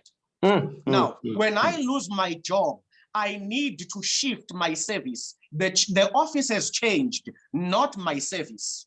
So when I, as a man, am now at home and I am cooking and I am cleaning, my wife is going to work. She now has taken the service of bread servant. I have taken the service of home maintenance.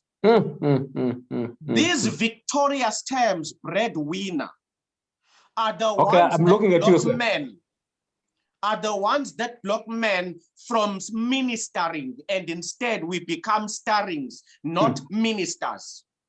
I ministered through my job. My job is finished. Let me minister through another service. Wow. Powerful words there, Mazibuko.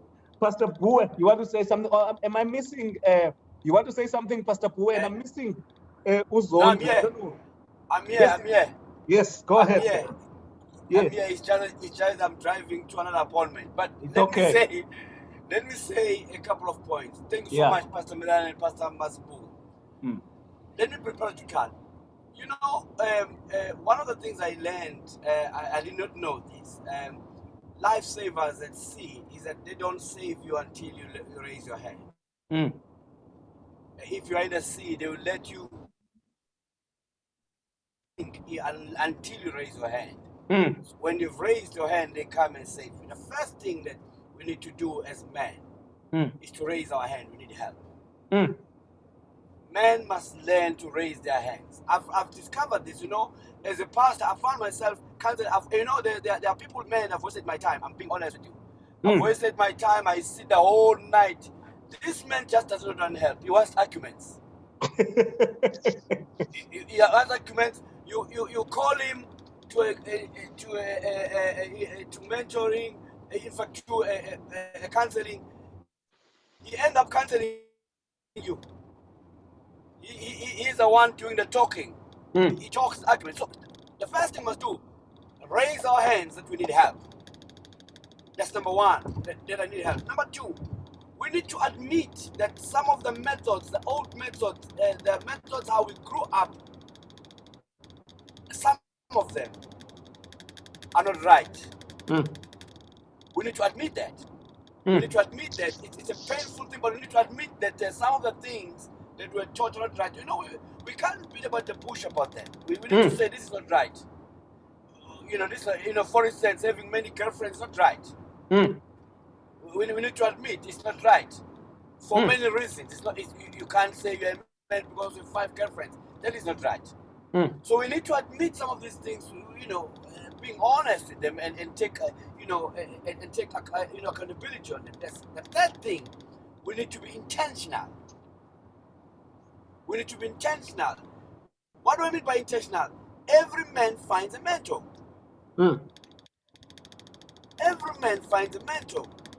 One of my friends said something to me, something powerful. We were talking about another friend. Mm. We were all pastoring churches. We were talking about another friend. He says to me, our friend has changed friends. You know what he said to me? He said to me, Zondi, once you see a man changes a friend, that man is up to no good. Mm. Just all of a sudden changes. But here's the thing, which I want to say, is that every man must be intentional in finding a man who can mentor him, a man who can speak to him. Every man must find a man that he can account to. Find a man who can account to. Those men are there in churches. Let us stop as men to be know-it-all. We don't know it all. I need men in my life. I need pastors in my life. I don't know it all. Mm. Every man find a man who can speak to him. And then and then lastly, every man find a man to mentor. So you find a mentor, but you find a mentee. Every man find another man to mentor. Then the last one, let us have this conversation. You know, Pet, I'm just praying that this is not the last time of conversation. You see, one of the things about us as Africans, we have these conversations and no follow-ups, and we don't build on them. And here's the thing, and I think we need to have this conversation, because what Milano was talking about, life-giving conversation, this is a life-giving conversation. I've learned so much out of it. And I think we need to have this life-giving conversation, not only on Zoom. Take them to school. Talk to the principals. Let's talk to the principals and have meetings with boys and have sessions with boys. And those principals who are part of this session Zoom, let them organize meeting with boys and call us. And we talk to these young men and talk to them. And I think we need that, and even in churches. And I like this because, you know, this forum has broken the denominational barriers. We need to do that. We really need to do that. You know, I'm just blessed by Mazibuko. You know, we need to do that, you know, and remove these blinkers and really embrace each other and walk together. And I think if we do that, we will really change the status quo. Thank you so much, my brother. Wow. Thank you for the invitation. Thank you so much. Thank you, Pastor Zondi, for that. I think you've hit a nail on the head. I think Sipho Mabanga said the same thing as well, that we need to really come together. I'm going to wrap up now, but I don't want to read what Sabelo is saying, Sabelo Mali. He says, good start, pastors. Maybe this should be our first episode. I think the subject is very broad and highly empowering. Thank you so much. Good tool there, Thando Melane, life-giving conversations. I think it's a very, very, really good tool there, practical as well. Tembazana Ngalwana saying, very true, you can't plant on a clay soil. Wow. And Mamiki Melane, bread servant. It's a new term today. I've learned a lot about all of these. No longer breadwinners, bread servants. Wow. And the idea of shifting the service, but you still are a servant. Wow, that was beautiful. Masabata Mahato, welcome. Lutando Matanga, welcome. And it says, Pastor Zondi, amen. Guys, we are now fast approaching our time, but I don't want to lose my audience here. Ubusani Sbanda says, I see that this session is being recorded. How can we get hold of the recorded copy? Busani, I'm gonna have it. You can approach me. The second way, it's also recorded on Facebook as we speak now, so a person can go back to it over and over again. You can forward it to your friends. You can forward it to family, so that those who cannot make it today can actually be able to read it. I just want to see it. And then Unyalish Nespik said, okay, he's also asking, he or she is asking also a request of an audio of video of this recording. Upila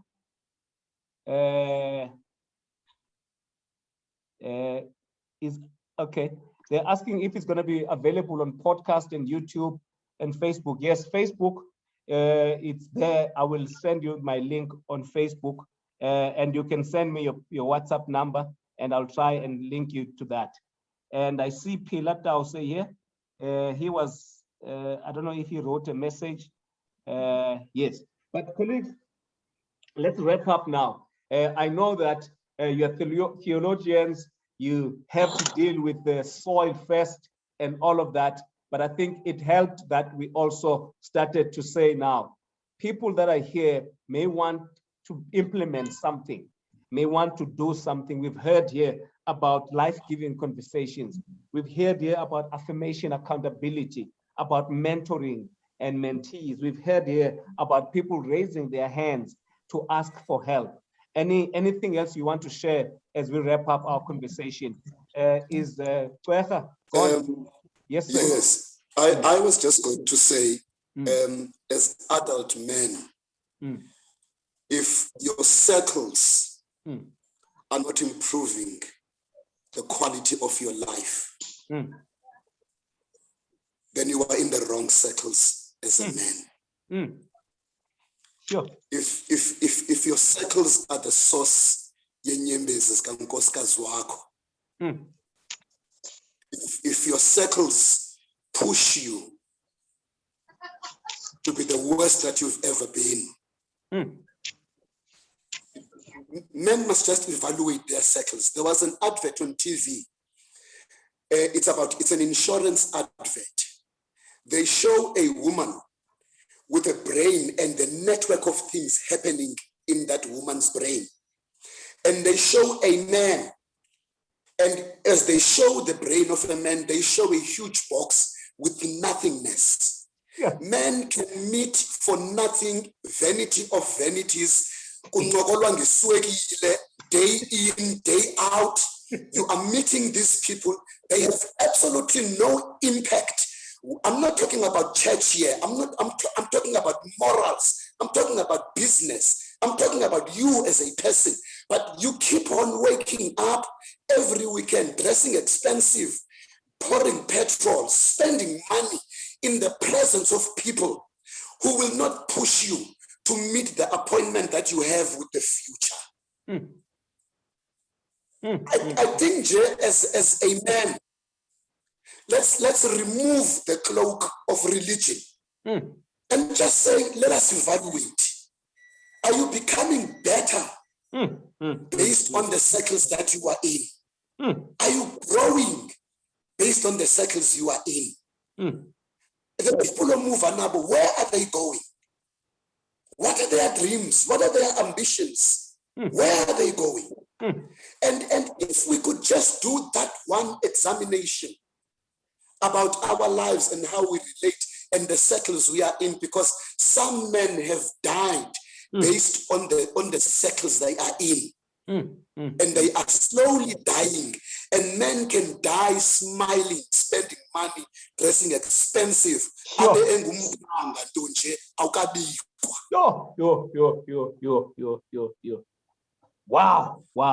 So for me, this is a conversation for each man to evaluate every avenue of his life, his marital life, how he relates with children. Amen. I find men who are preachers, and you ask him, which subjects are your children doing in school? Agazaz. I was ashamed. I usually take my son to all his soccer matches, my youngest. I only discovered last week that he's stronger with his left foot. And the boy is 14. I only discovered last week that the boy, and I've been pushing him to be made a right wing, and the boy is stronger as a left wing. We can exist in situations that need us to react. Men have a tendency of just zoning out where we are absent in our presence. You are at home, you do not know what is happening, you do not know the emotional well-being of your wife, you do not know the emotional well-being of your children. You are here, you are paying the bills, you are paying the bond, but you are absent emotionally. Sure. Let me add this, Prophet. Let me add this before I zoom out. Really, there are men out there who are hurting, There are men out there who are hurting because of background, some hurting because of whatever situation. Platforms like this must be healing platforms. I think we also do need another leg where men are able to come and get healed and get healing.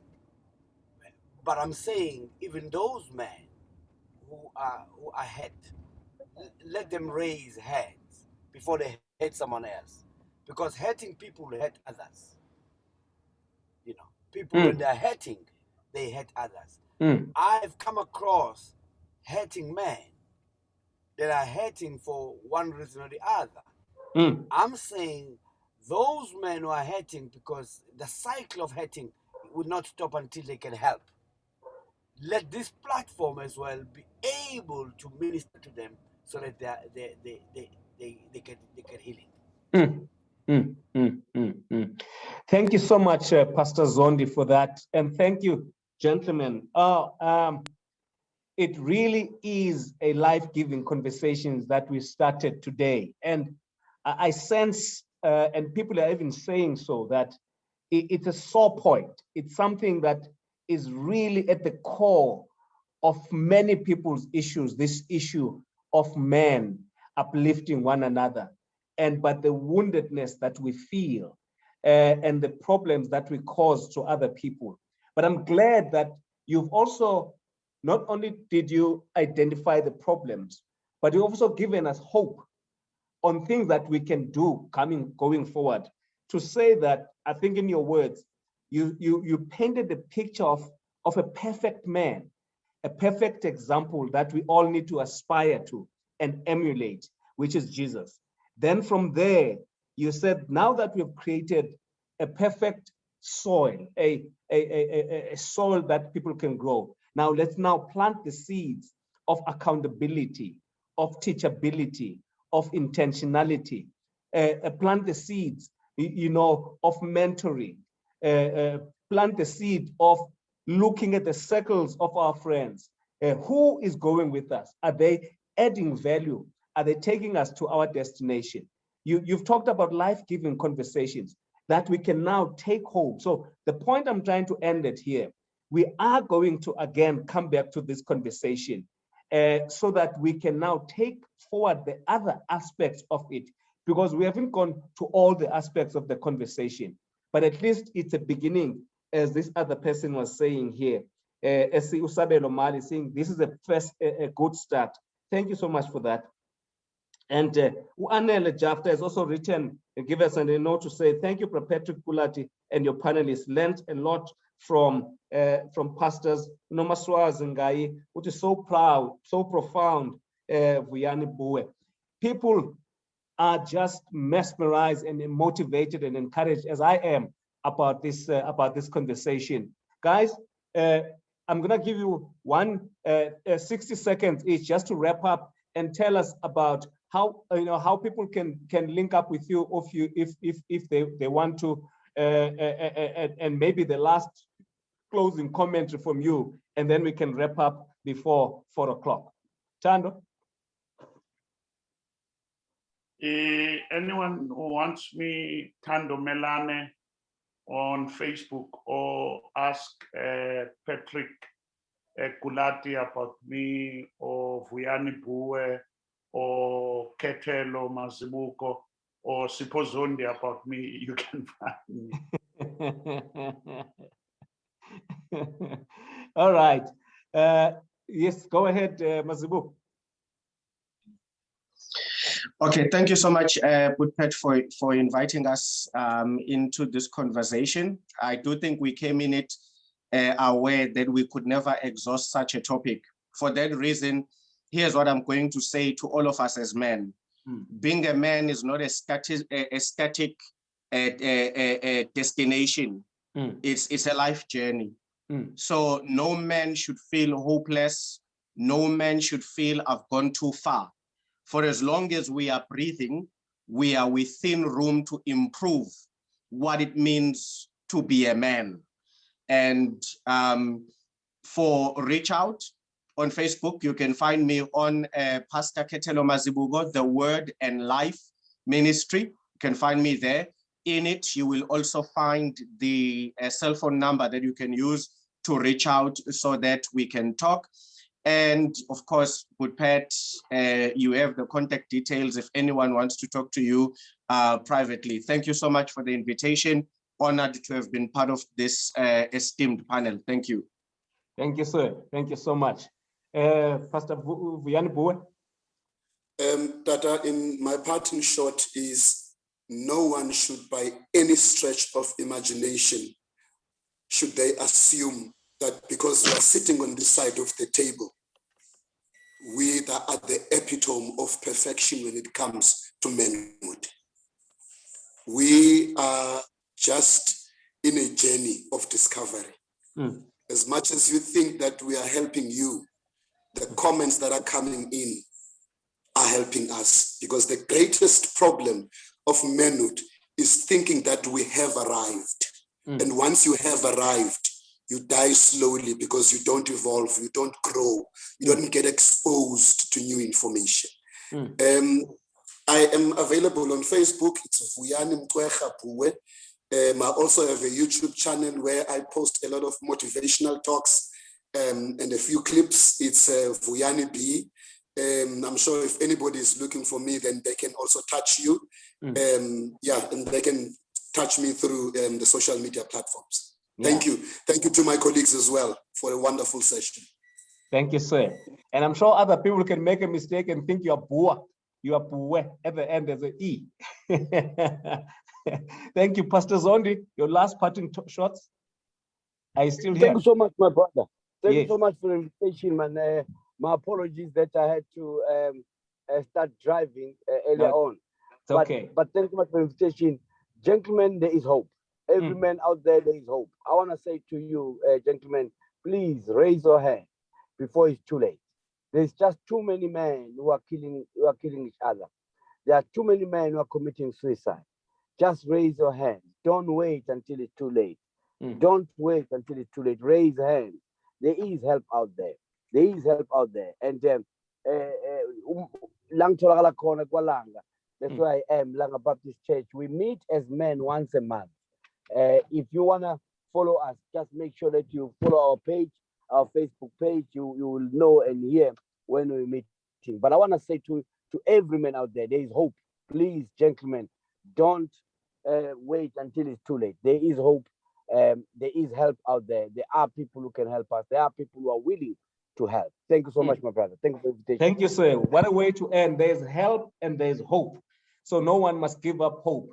Those people who are feeling like they are always being pushed down, they're not recognized, they are not worthy, they do not feel good. There is hope. There is a sense that we can help one another. Colleagues, thank you so much for your time again. And may you please enjoy the rest of your afternoon. Sorry, Pastor Buwe, oba ilanchi yako ngekayiki ngelixesha. I'm just hoping something to eat whilst you were talking here. But really, really appreciate all of you gentlemen and all our viewers at home. Those of you who want to watch this again, go back to my Facebook page, Patrick Kulati. That's the Facebook page. You can watch it there again. But I've put down here my email address, which is patrickkulati@gmail.com. You can reach out to me there as well. We are dealing with these topics that are supposed to take us from one level to the next level. That's what we're here to do, to make sure that people are growing, people are becoming better, people are fulfilling the purpose for which they are here. That is what this platform is about. This platform is called Moments of Insight and Growth. That's what we are called. We're going to brand it as such. This is a moment of insight and growth, so that everybody who comes across us gets an insight and begin the process of growing. All the best. Enjoy the rest of your afternoon. Gentlemen, I will be in touch with you. Thank you so much for your time. Really, Yabule,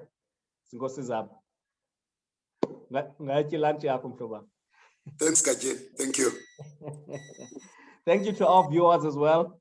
And sorry we didn't allow you for questions. The time just ran away from us. But thanks for those of you who wrote in. And thank you. I can see Sbu, you are here. Mawonga, I can see you.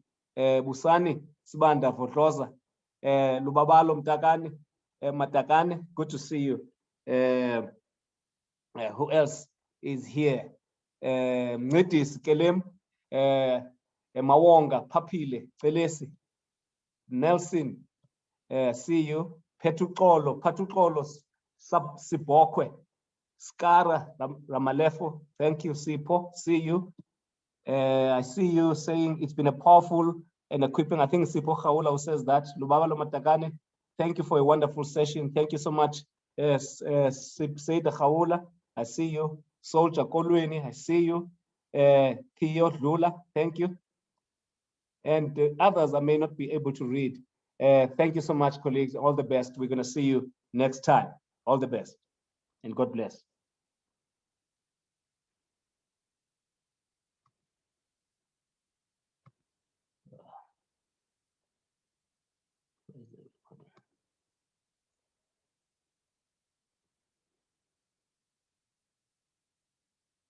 I see also Ujine Hlongwane. Welcome, Sisi. Good to see you.